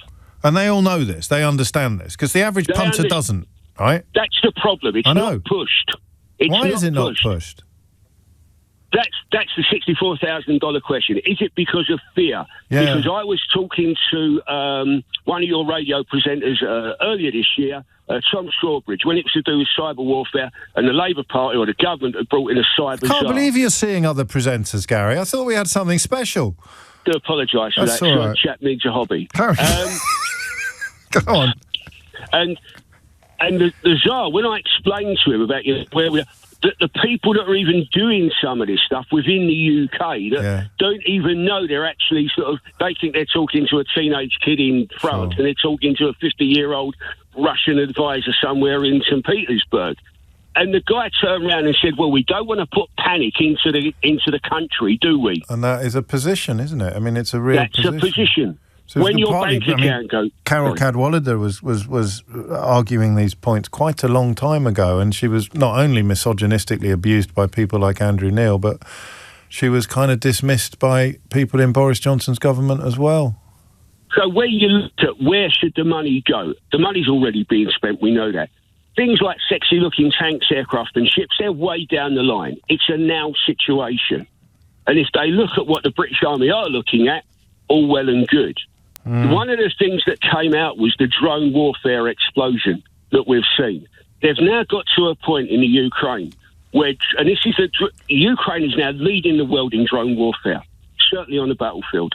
They're looking at drones being 3D printed 20 miles from the battlefield, being put together with a range of around about 40 miles. And we should be going all in on that. That's your point. That's the kind of thing that we could be doing. And now, yes, off the shelf, and aren't. Now. Increase. We've got influencers that we're employing, and that they tended to be behind some when I was speaking to them. And I said, "What do you do?" And they said, "We go on, we confront, pro-Russian propaganda. We put our own emphasis on it as well. So we need more of that as well. We need a lot more of that. People, I'm not going to say like yourself, but we need to push it more and more and more to highlight what's happening. You can say people like me. I've got you. I've had like 2 hours today of callers who've done an awful lot of what you're describing. How big a problem is Brexit, do you think? How big a problem is it shouldn't really be a problem for this government. It's pretty clear whether it affected the result or not. I suppose it depends how close the result was, that Putin wanted Brexit, just like he wanted Trump in the White House, and that he would have deployed all the tools and all the weapons that you described to make those two things happen. He also wants Nigel Farage to be in Downing Street. Of that we can be certain. But if you're a member of the media and you've gone all in on supporting Trump and supporting Brexit, and now you're tickling Nigel Farage's toes, you're not going to be very interested in making these points clear, are you? No, and the Russians, you've always got to remember, Russia has always meddled in European affairs. Yeah, but not going back 200 years. This scale, it's huge. And the trouble is now it's a bit like the 30s. The Nazis had a radio in every house. Now Putin's got the internet. Genghis Khan's got the internet. He's everywhere. And that's what you've got to confront. I think you're right, actually, but I've not heard it put in quite such comprehensible and digestible terms in a long time, Gary. Yeah, you're it's always frightening. Great. You're such a star. I really love it when you call me. Even though you apparently also call other presenters, I'm going to let that pass on this occasion because you're such good quality. Thank you very much. But it is frightening. It is proper frightening, but you've done it. We've got to the end of the hour.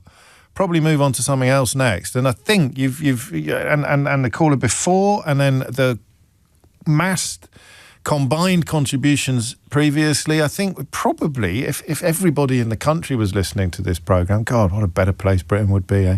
But if everyone in the country and in Parliament and in government was listening to this programme, we'd probably manage to have achieved something that John Healey has apparently failed to achieve, which is making the case for immediate and urgent action greater than what is currently scheduled. Mind how you go, Gary. Seriously, it's coming up to 12 noon. You're listening to James O'Brien on LBC.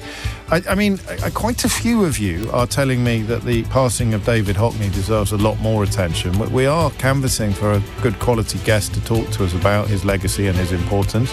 But I'm wondering whether we should just do what we always do on this programme and throw open the phone lines to the question of why he was such a significant artist, how big a hole he will leave in the pantheon of British art, and what it was about him and, crucially, his work that managed to touch so many people. James O'Brien on LBC. 3 minutes after 12 is the time. Do you think it's possible, asks Eileen, that Putin played a part in the violent riots in Belfast? Yes, I do. I can tell you that Stephen Yaxley-Lennon is in Moscow as we speak, sharing a post showing a Russian nationalist group, which will be hardcore Putinistas, forming a torchlit ceremony for Henry Novak. Not because they mourn his passing, but because they have chosen to completely ignore his mourning father's plea that nobody either turns it into a conversation about race, which it isn't, a crime about race, which it wasn't, or indeed an opportunity for political point scoring. But they've chosen, like Nigel Farage, these Russian nationalists have chosen to completely ignore Henry's father and turn it into precisely the things that they've asked that it not be turned into, as indeed has the family of the man that was attacked, Stephen Ogilvie, who was attacked in Belfast. His family have also asked for people not to turn it into an opportunity for race riots or political point scoring, as indeed did Fusilier Lee Rigby's family after he was murdered.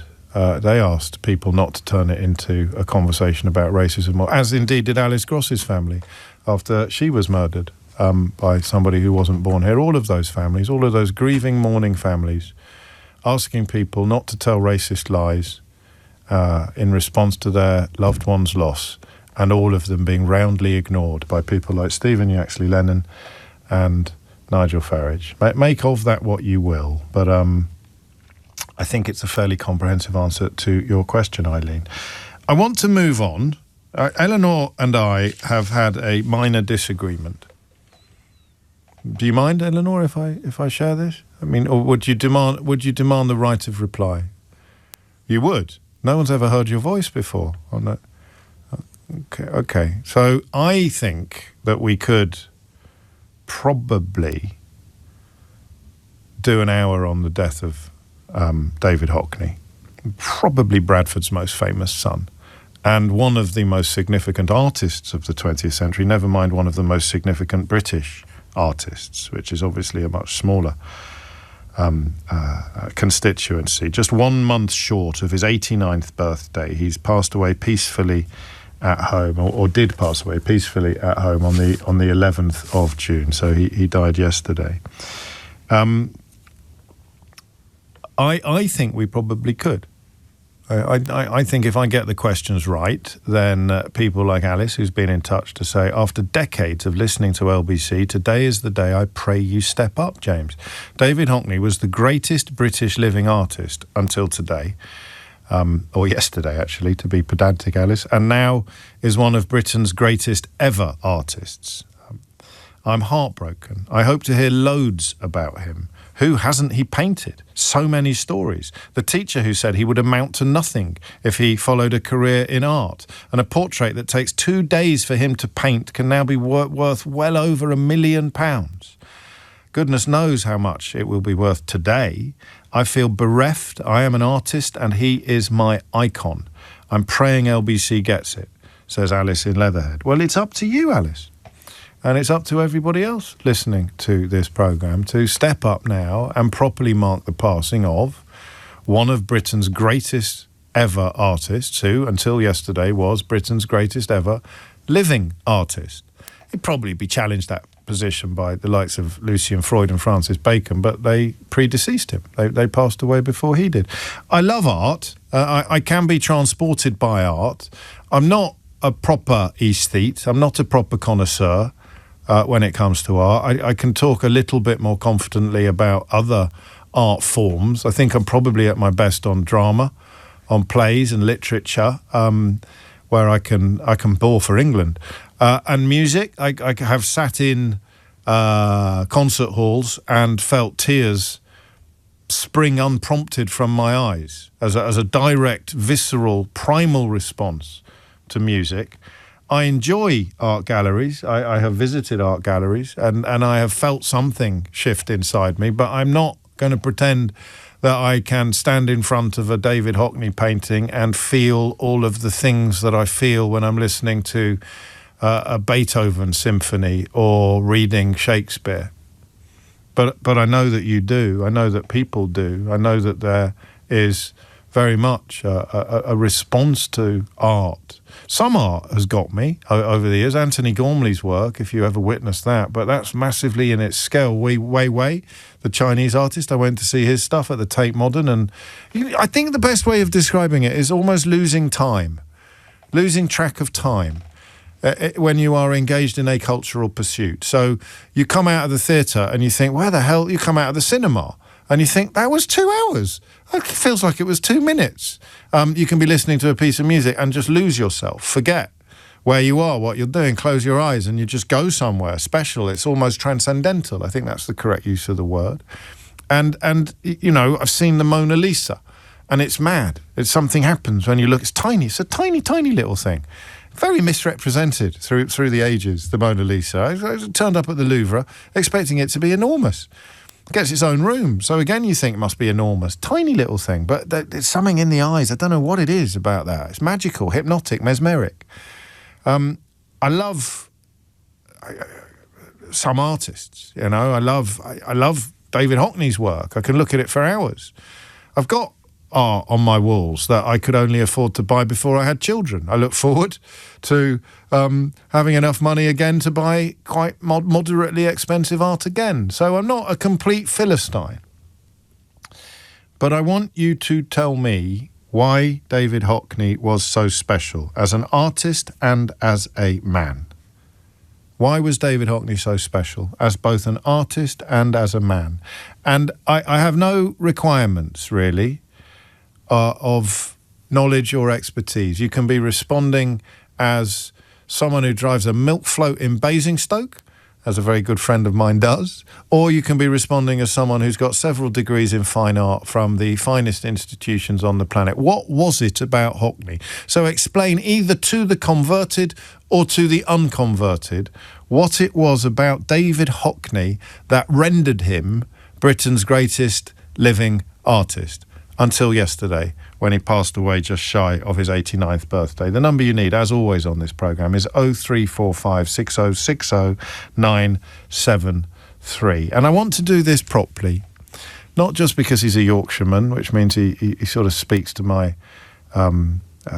family background, but also because when we turn our attention to art on this programme, we're normally doing it in a slightly meta way. We're normally doing it in a slightly postmodern way. We might ask a question about why anyone would pay any money for a banana that's been sellotaped to a wall. And they're interesting conversations, but they're not really conversations about art.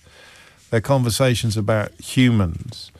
And I want to talk about David Hockney in a way that actually just unapologetically recognises the power and the impact of both art and of the man himself, because I know quite a lot about him. I know that he was a chain smoker who was quite passionately opposed to the smoking ban, which would normally put him on my list of people to be condemned and avoided. But there's a charm attached to the man that allows him to hold these ridiculous opinions and not to be thought less of because of them. He smoked until the end of his life, so he's going to become...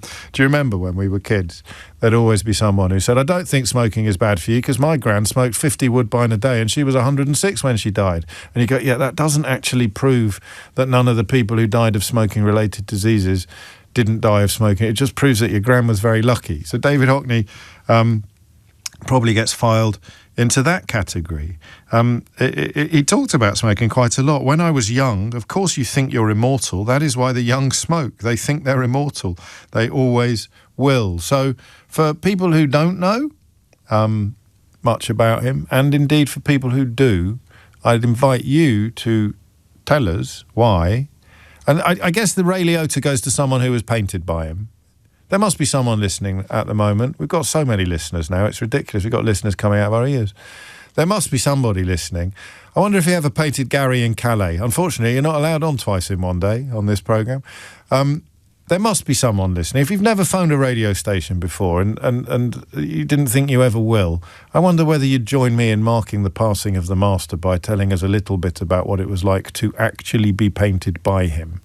Because there will be, by all the laws of all the averages, there must be somebody listening to this programme at the moment who was painted by David Hockney. I'll take, obviously I'll take 5 degrees of separation as well, but the Ray Liotta will be reserved for the caller who was actually painted by David Hockney. I'd love to know what it was like in his studio. I think Harry Styles was painted by him quite recently. If you're listening, Harry, 0345 6060 973. I think we deserve to know what it was like. The master, because now, of course, nobody else ever will be painted by David Hockney. So only you could tell us what it is actually like to be in that studio. But the more common, the easier perspective to adopt is the perspective of the appreciator, the aesthete, the art lover. What it was about David Hockney in particular that earned him his place in the pantheon. What was it he did that made him Britain's greatest living artist and makes him now one of Britain's greatest ever artists? The numbers you need are, as always, 0345 6060 973.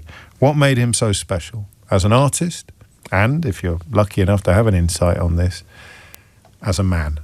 This is LBC. James O'Brien on LBC. Enough people listening to this to merit an entire hour on David Hockney, and there's only really one way to find out. I'm not going to tell you which way round it was, but let's just say that Eleanor normally wins these arguments, and we're now dedicating an entire hour to the passing of David Hockney. Emily's in Haringey. Emily, what would you like to say? So David Hockney is one of my favourite artists. I love his work, Why? colours, the composition. Well, the first thing is my uncle featured a lot in his paintings. So, so even though I've never met David, and these paintings were somewhere even before I was born or when I was very little, it's always been like a thing in our family. That's your uncle. Bet it has. Swimming in the swimming pools in LA in the 70s. Not John St. Clair. John St. Clair. Shut up. No, absolutely. Yeah. Wow. Emily, yeah. So just a really lovely thing in our family. And obviously when my kids, King and Ace, came home from school and they said, we're studying David Hockney, I was like, oh, that's your great uncle that you're studying. So that was really nice. But his work speaks to kids as well, because I think the colours are so beautiful. Yes. Kids love colour.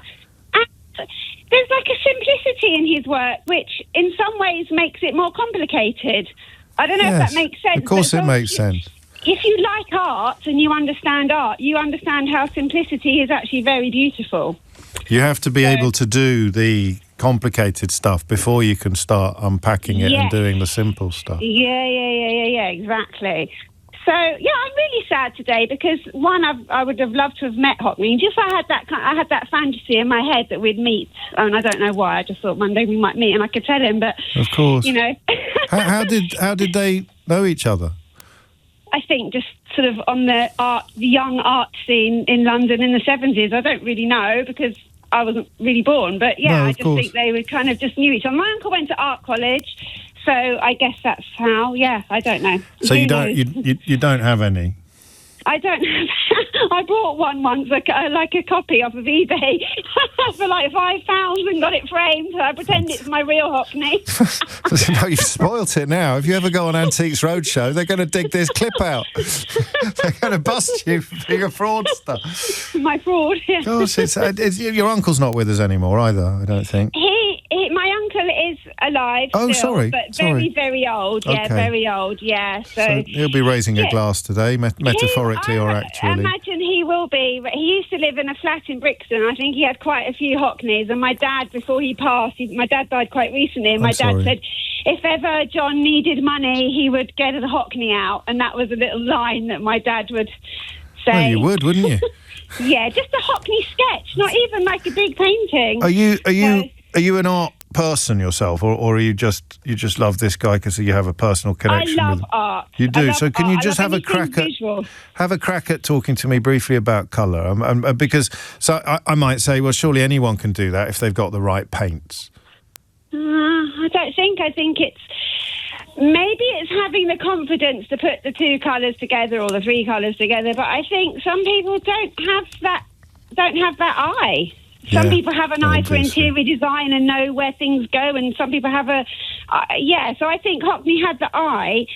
But I think he was a nice person. I remember there was a story years ago about a young art student who she messaged him through, maybe even before the internet, and he faxed her like loads of his work. Yeah. And then when all the faxes came through, she had to arrange them in a certain way, and it made a big picture. He did stuff with iPads as well later in his career, didn't he? Yeah. So he was, used a lot of different, what is it called? Media. He didn't just stick media. He didn't just stick to one thing. So, and his work is very different. If you look at early pictures to modern, they're very, they're not all the same. No, he was constantly changing and evolving. He didn't become his own tribute act as some artists could do.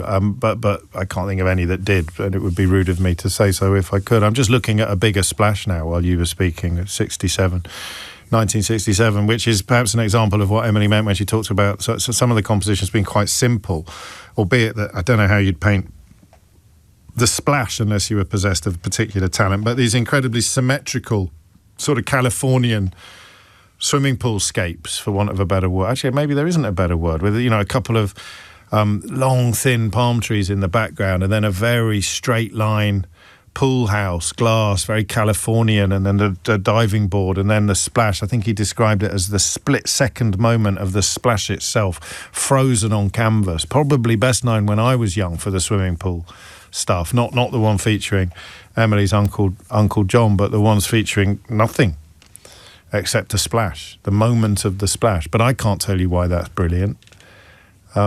Maybe you can tell me. Stuart's in Deal. Stuart, what would you like to say? Morning, how you doing? I'm good, Stuart. What's on your mind?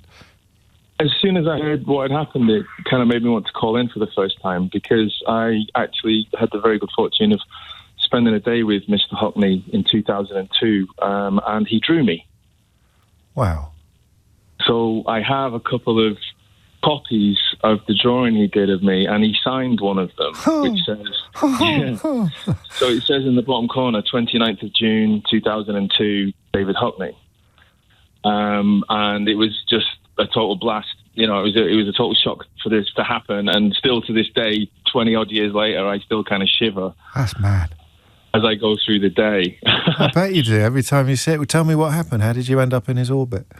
So at that time, I was working as a photographer's assistant all over London, and I worked with various photographers. And on this particular week, I was invited to work with a gentleman from Los Angeles called Jim McHugh, who did a lot of work for a lovely magazine out there called Architectural Digest. Right. And Jim and David were old mates from David's time in LA. Yeah.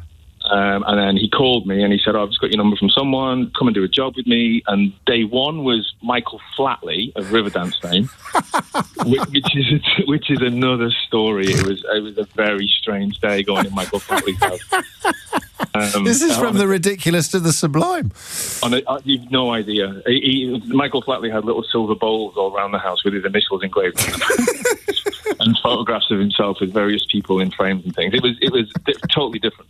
But then the next day in Holland Park he told me that we're going to go and do David Hockney, and I still get goosebumps to this day, because I've followed Hockney since I was a child. I went to the Saltaire Mills to see his work up there and learn about Titus Salt, the industrialist, and then to find myself in his house was incredible, because we spent the day photographing him. Him and Jim are old friends, like I said, so they got on like old friends. Yeah, and we asked David to do various things around his studio, where we took these lovely photographs on big old large format cameras. Right.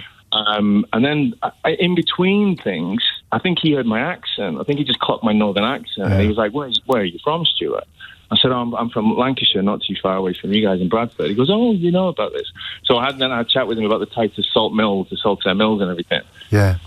And he decided, he just kind of like put his arm around me and started taking me around his studio, and he took me into a room. Mate! Where, all right, easy. No, he took me into this like antechamber, like small room in his gallery, where he showed me his latest piece that had not yet been finished. And it was called Adam and Eve Being Expelled from the Garden of Eden. Yeah. And it was like this diorama that spread from left to right in this long, oblong shape. And it was all made up from small pieces of A4 printer paper. Wow. Which he like glue tacked to the wall, and then he painted on top of it. And I was like, what are you doing? And he said, well, basically, it means I can fax it to the gallery in Los Angeles. And that's what they put up on the wall. So he wasn't even sending pictures. And he said it came about because years before, in a fit of pique against the gallery that were doing him over, and were like, he thought they were ripping him off. They kept saying, you owe us a painting, you owe us a painting. And he had this big canvas painting in his studio that he was now getting a bit pissed off that he had to, getting a bit angry that he had to send it to this gallery who he no longer enjoyed working with. So in a fit of pique, he got some scissors and he cut the painting up into like dozens of A4 pieces of canvas, which he then faxed to the gallery and said, there you go, there's your painting. So that gave him the idea of this is a better way of sending things around the world. So he showed me this amazing painting. I was very chuffed. We carried on with the day. And then right at the end of the day, as I'm clearing up all the equipment, which is my job as the assistant, pack down the lights, look after the camera gear, the lenses, the film, whatever. As I was doing that, he said to me, Stuart, do you have to go anywhere, or do you want to stay for some supper? And I said, I would love to stay. I looked at Jim, and Jim just nodded with a smile. Yeah. So his assistant went and got a few cans of Guinness. David himself put a pan of pasta on. And I ended up sitting around the table with David Hockney, having a Guinness and a bowl of pasta while we talked about various things. And then out of the blue, he said, Stuart, do you mind if I draw you? And he always wears these like fisherman's jackets, these waistcoats, and in each one he has little pens and pencils and sketch pads. And I said, no, of course not. So I sat at the table while he carried on talking to Jim, and he got his brown felt tips out, and he just did this really nice little sketch of me. Took him 5 minutes, and then he said, "Lovely, thank you." And then I carried on having my little Guinness and my pasta, just kind of shaking and just wondering what the hell's going on. I'm going to wake up in a minute. I'm going to wake up in a minute. Exactly, yeah. I was like, yeah, I'm going to wake up and I'm in a hot air balloon or something. And I finally realised that it was getting a bit later. It was like 8 o'clock, whatever. Right. And I'm like, Jim, I've got to get all this kit back. I've got to get all this kit back. I'm in Holland Park, and I've got to do this and do that. And he said, right, no problem, great. So I then called a cab, whatever, put all the kit in, said goodbye, and on my way out, David's assistant came to me with this manila envelope, and inside it, he'd done 2 colour copies on this like big printer. Yeah. And one was just the image, and on the other one, David had signed it and dated it in the corner. So I was boy. So I kept this, and it gets worse, right? It gets worse. Guess what I did with it? I don't know. I lost it. Oh, you're joking? No, but I found it again, don't worry. Oh, but thank goodness. I took it all home, I got the kit back, blah, blah, blah. I phoned my mum, and I said to my mum, "Mum, something really weird just happened." She's like, "Are you all right?" I said, "Yes." "Mum, I've just been drawn by David Hockney." And she said, "Oh, really? Who's he?" Oh, fantastic. I love mums. Mums are the best. Better, yes. In the background, his mum's stepdad, who's Liverpudlian as Scouse. Yeah. And his little voice in the background shout, "Is that bloke who draws boys?" So I said, "Mum, no, it's David Hockney. He's one of Britain's greatest living artists." I'm like, "Oh, Mum, never mind." So what I did was I framed the one he drew me, and I gave it to my mum as a present. And I said, "There you go. That's my present to you, Mum, a signed picture of me by David Hockney." And she gave it me back. She goes, "I don't like it." So I then put it somewhere. Talk about the eye of the beholder, Moved house 2 or 3 times because I was young. Yeah. And I couldn't find it anywhere. And I started looking for it. And then literally about a year ago, I found it wrapped up in something in amongst lots of magazines and books and things. And I'm very happy to have found it because... What a story. Now, of course, I've got this lovely memory of an incredible guy and one of the greatest artists this country's ever produced, and I had that day. And you've been drawn by him. And I mean, do you know what happened to the original? Have you ever kind of... well, it was in his notebooks. He's got his sketchbooks. Oh, okay. So it'll probably turn up somewhere in a retrospective. Yeah. So the original drawing is in a sketchbook, and I remember seeing a couple of years later, he had a piece in the Sunday Times magazine about a new exhibition he was having. And as well as the watercolours and the true paintings, there was a number of sketches of people, and they were people that he knew. Right. So might be in there. So I'm assuming that that's what he's like this.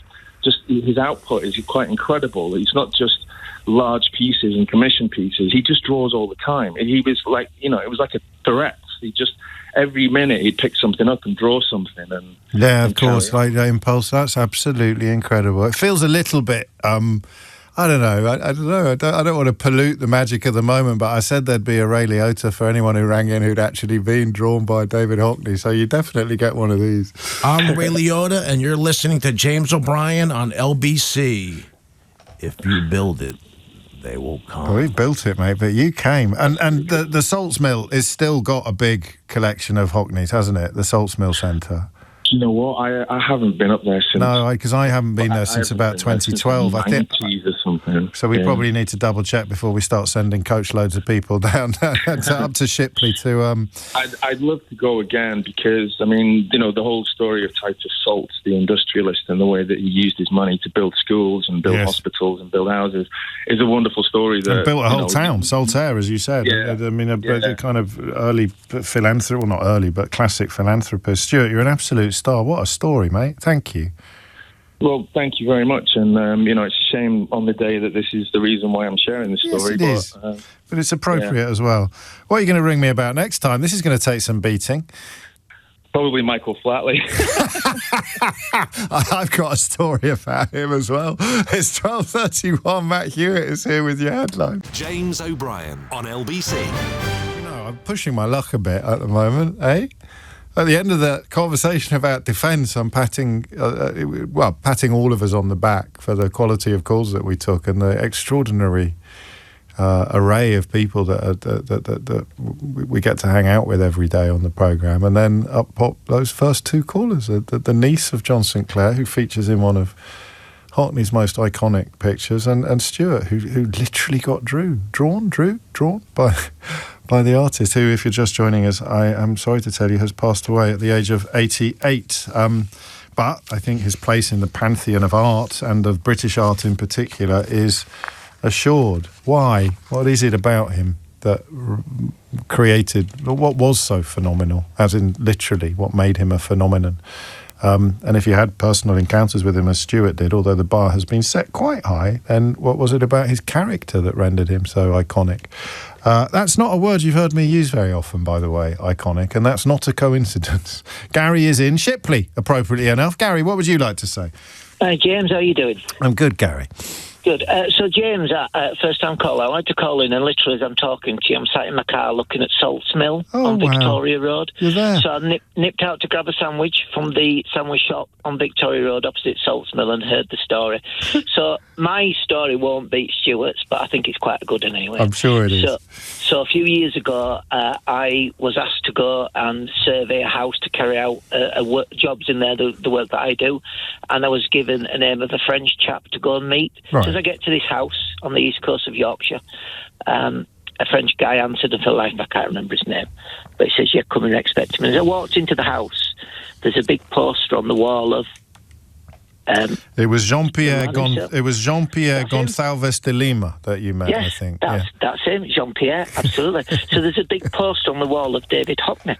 So as I walked past this poster following Jean-Pierre, I said, "That's David Hockney." And he sort of looked at me a bit strange. And we went into the lounge and sat down. And who walked in? David Hockney.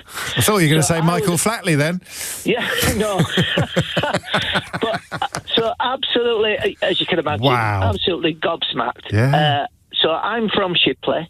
Yeah, so David's very well known around these parts, and so I then get on to do what I need to do in the house and go to the studio. And in the studio, very similar to maybe what the chap was mentioning earlier, he's halfway through some works. Right. And one of the works that I think is the right one is there's a big painting that he did of some trees and then he cut the painting into three pieces. And I'm pretty certain he was actually doing that in the time that I was in his house, in his studio. While you were there. Whilst I was there, yeah, in the studio that Stuart mentioned. If he's listening to this, Stuart, he's probably nodding his head because he'll know what I'm talking about. But then I bumped into David as I'm walking around, and he said, and very the same as well, he picked up on the accent. He says, "Where are you from then?" So I said, "I'm from Shipley." And he went, "Amazing." He says, "Do you mind having a cup of tea before you leave?" Yeah, so again, what Stuart said, where he was sat having a cup of tea with a little table, it's in his kitchen, and he had a little table, and he made a cup of tea, and we sat down, and he must have smoked about 100 cigarettes, James, whilst we were there, because he was a heavy smoker, as we all know. And he kept saying, "I can't go back, it's not as easy for me to go back nowadays." He says, "But is this still there? And is that still there?" And then we were talking about places around Shipley and Saltaire that he remembers. And I was going, "Yeah, that's it. Oh, no, that went years ago, that David." So I must have spent 2 hours in his kitchen drinking tea, talking about Shipley and Saltaire with him. And he says, "Right, thank you very much for your time." How incredible. How absolutely incredible. How did you know about him? Was it because he was a local lad and you'd been to Saltaire or I mean... Yeah, so the Salts Mill's right on my doorstep, and I've taken my daughter around there when we were kids. As a young kid, I've been around there myself, and if you're familiar with this neck of the woods, it's by a park called Roberts Park, which is in the village of Titus, which is the Titus Salt named Mill. for Titus Salt, of course. Yeah, so this is my hometown. And so it's always been there. But to actually sit in that guy's room, and I've never met a star, Dave. Sorry, James. But when that guy walked in, I was absolutely gobsmacked, amazed. But what a nice guy. So that's my story. Do you know what I'm thinking now? I'm wondering whether my dad had any encounters with him, because my dad's first ever job was on the Shipley Times and Express.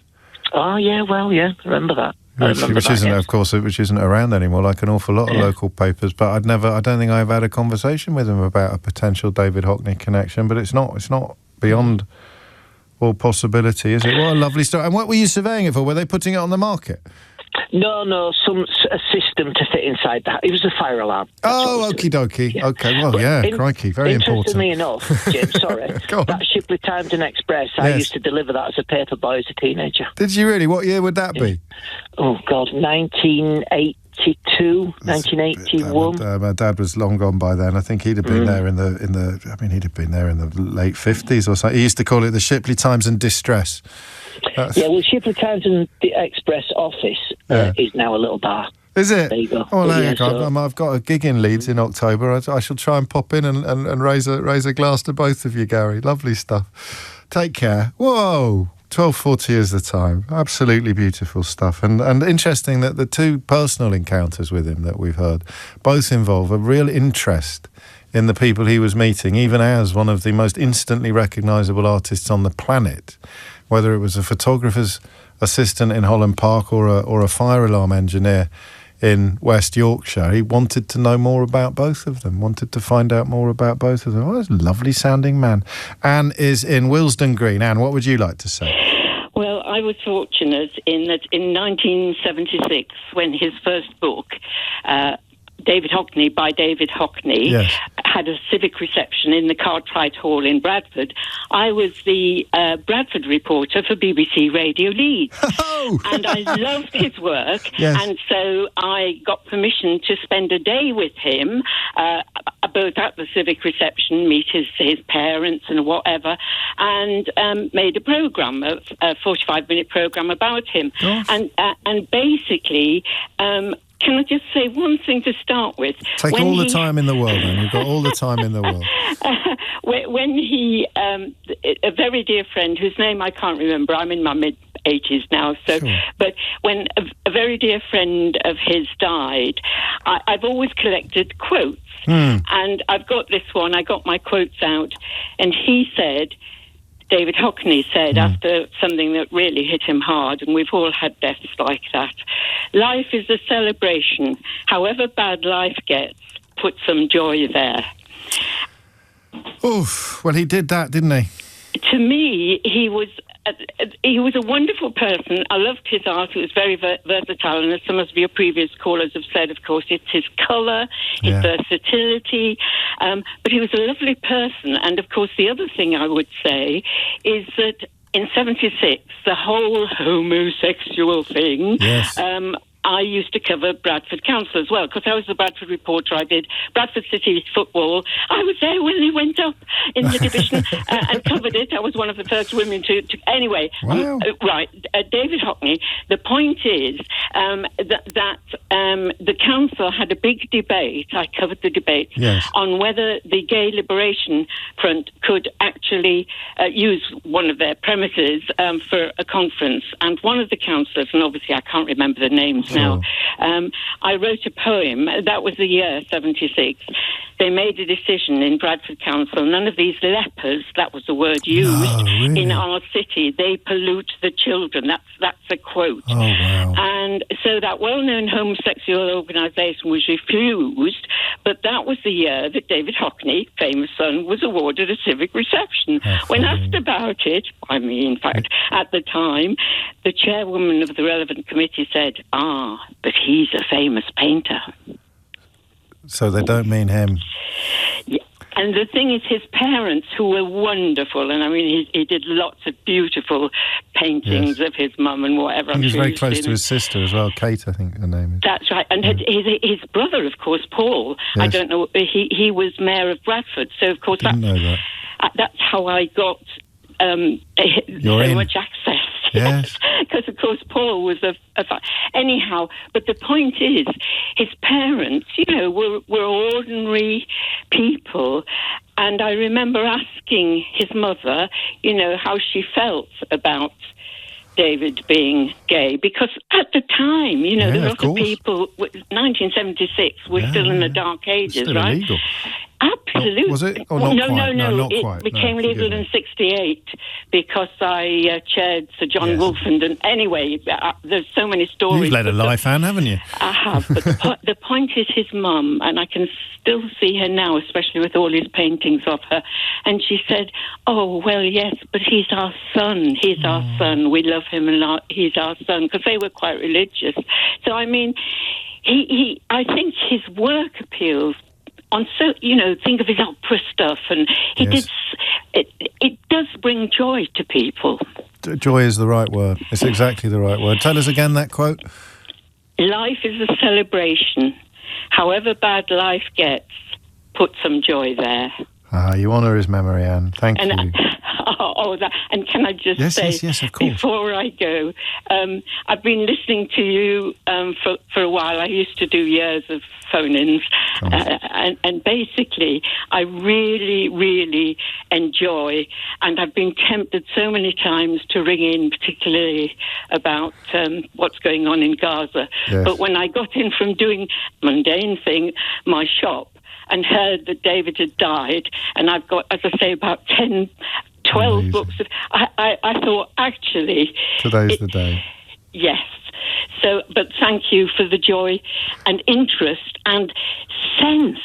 You relive my... I was ashamed to be a journalist because of what is going on in the mainstream media in this country, and you have reignited my belief in journalism.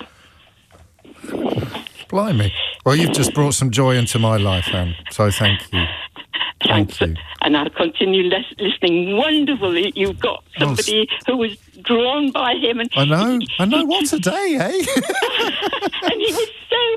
We had lunch, and he was so approachable. It had no side to him. He was a wonderful man, and I'm very sorry he's died, but I have that quote of his...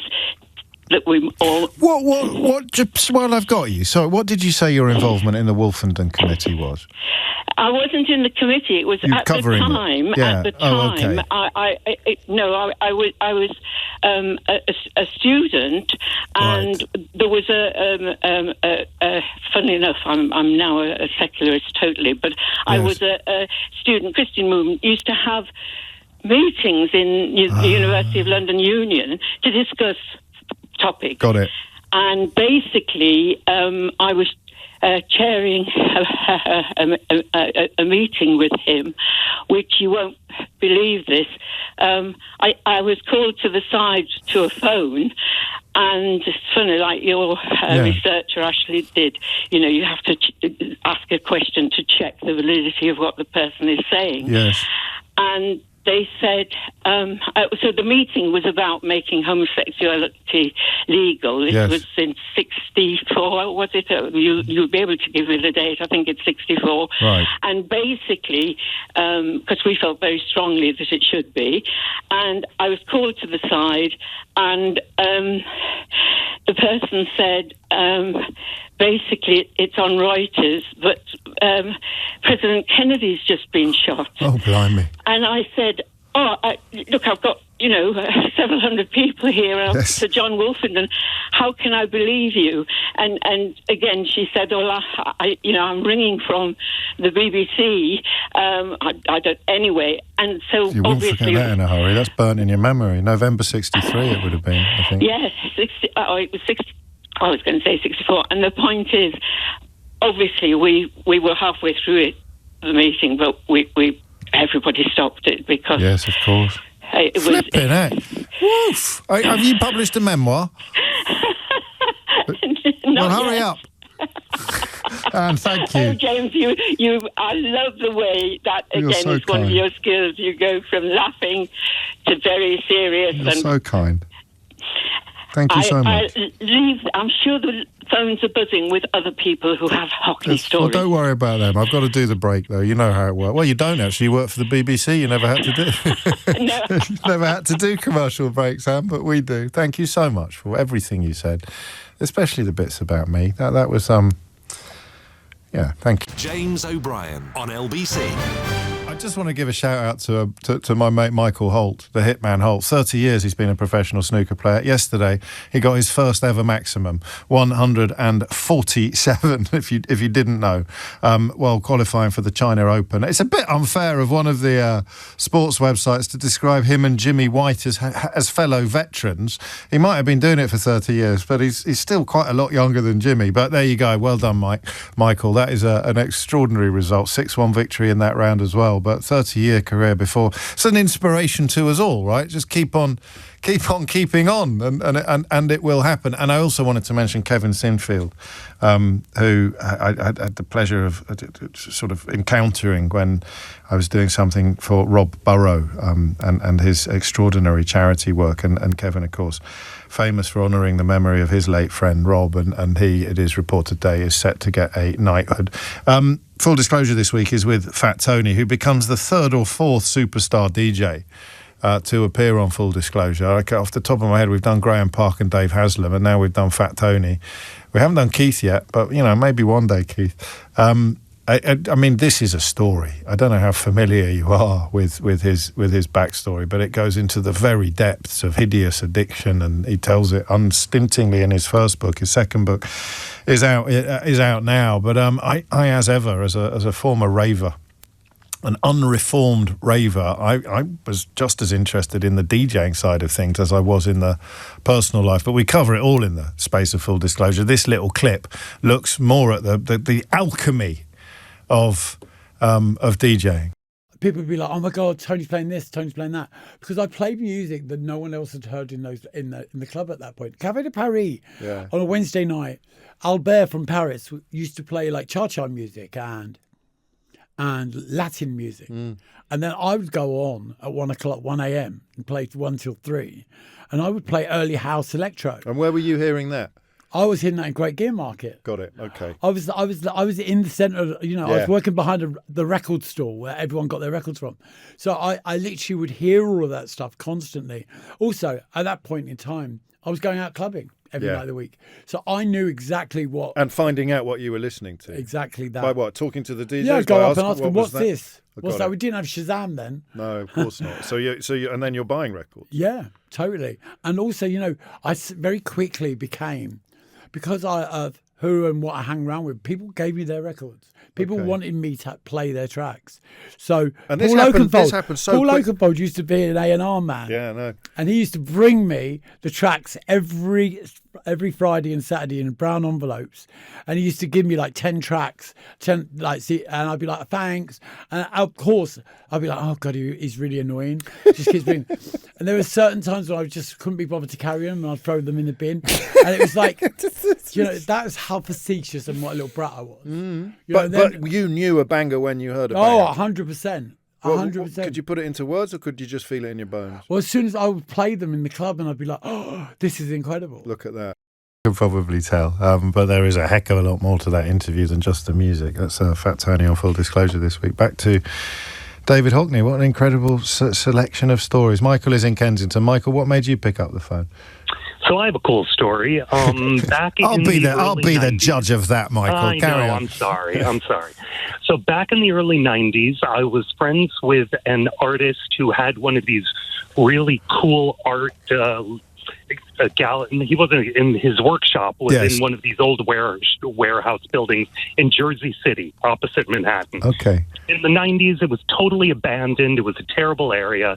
And he would create art by making sculptures from debris. Okay. So he's going through the debris behind his warehouse where all these artists and people lived, and he found a Hockney. And he took the Hockney, and he sold the Hockney, and he funded a clinic in India, in one of the poorest districts in India. And to this day, that clinic is one of the few clinics, if not the only one, that serves that district of villages. So David Hockney, unbeknownst to him, funded a health clinic in India, which I thought was really cool. That's incredible. And it's still there now. It's still there.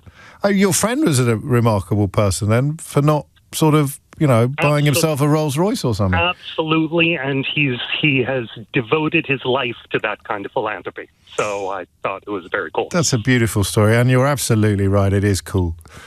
It's extremely cool. Thank you, Michael. I think we could squeeze in one more caller today. Nicola is in West Hampstead. Nicola, what would you like to say? Oh, thanks for having me on. I want to pay tribute to this great man. I told your researcher that he was very important to me when I was at art school in the 60s. Ah, yes. Because I was at St. Martin's, a bit later than him. He'd been at the Royal College of Art. But what he did that was so significant was summed up by the guy in the background of your amazing caller talking about being drawn by him. The guy saying, the bloke who paints boys. He did. He painted his own life as a gay man. He painted his boyfriends. He drew them. He made his life his lifelong subject. And that was a wonderful revelation for me as a young art student, because I was able then to think, I can make my own life my subject. And that was very important. And you did. And he showed the way. He showed the way. He gave validation to that, which was then, it was all a bit academic and abstract expressionism and, making your own life the subject of your art was a little bit, not considered. I'm so glad you were listening today. I never would have got that insight without you. And of course, it speaks to the absolute heart of him and his work and his appeal.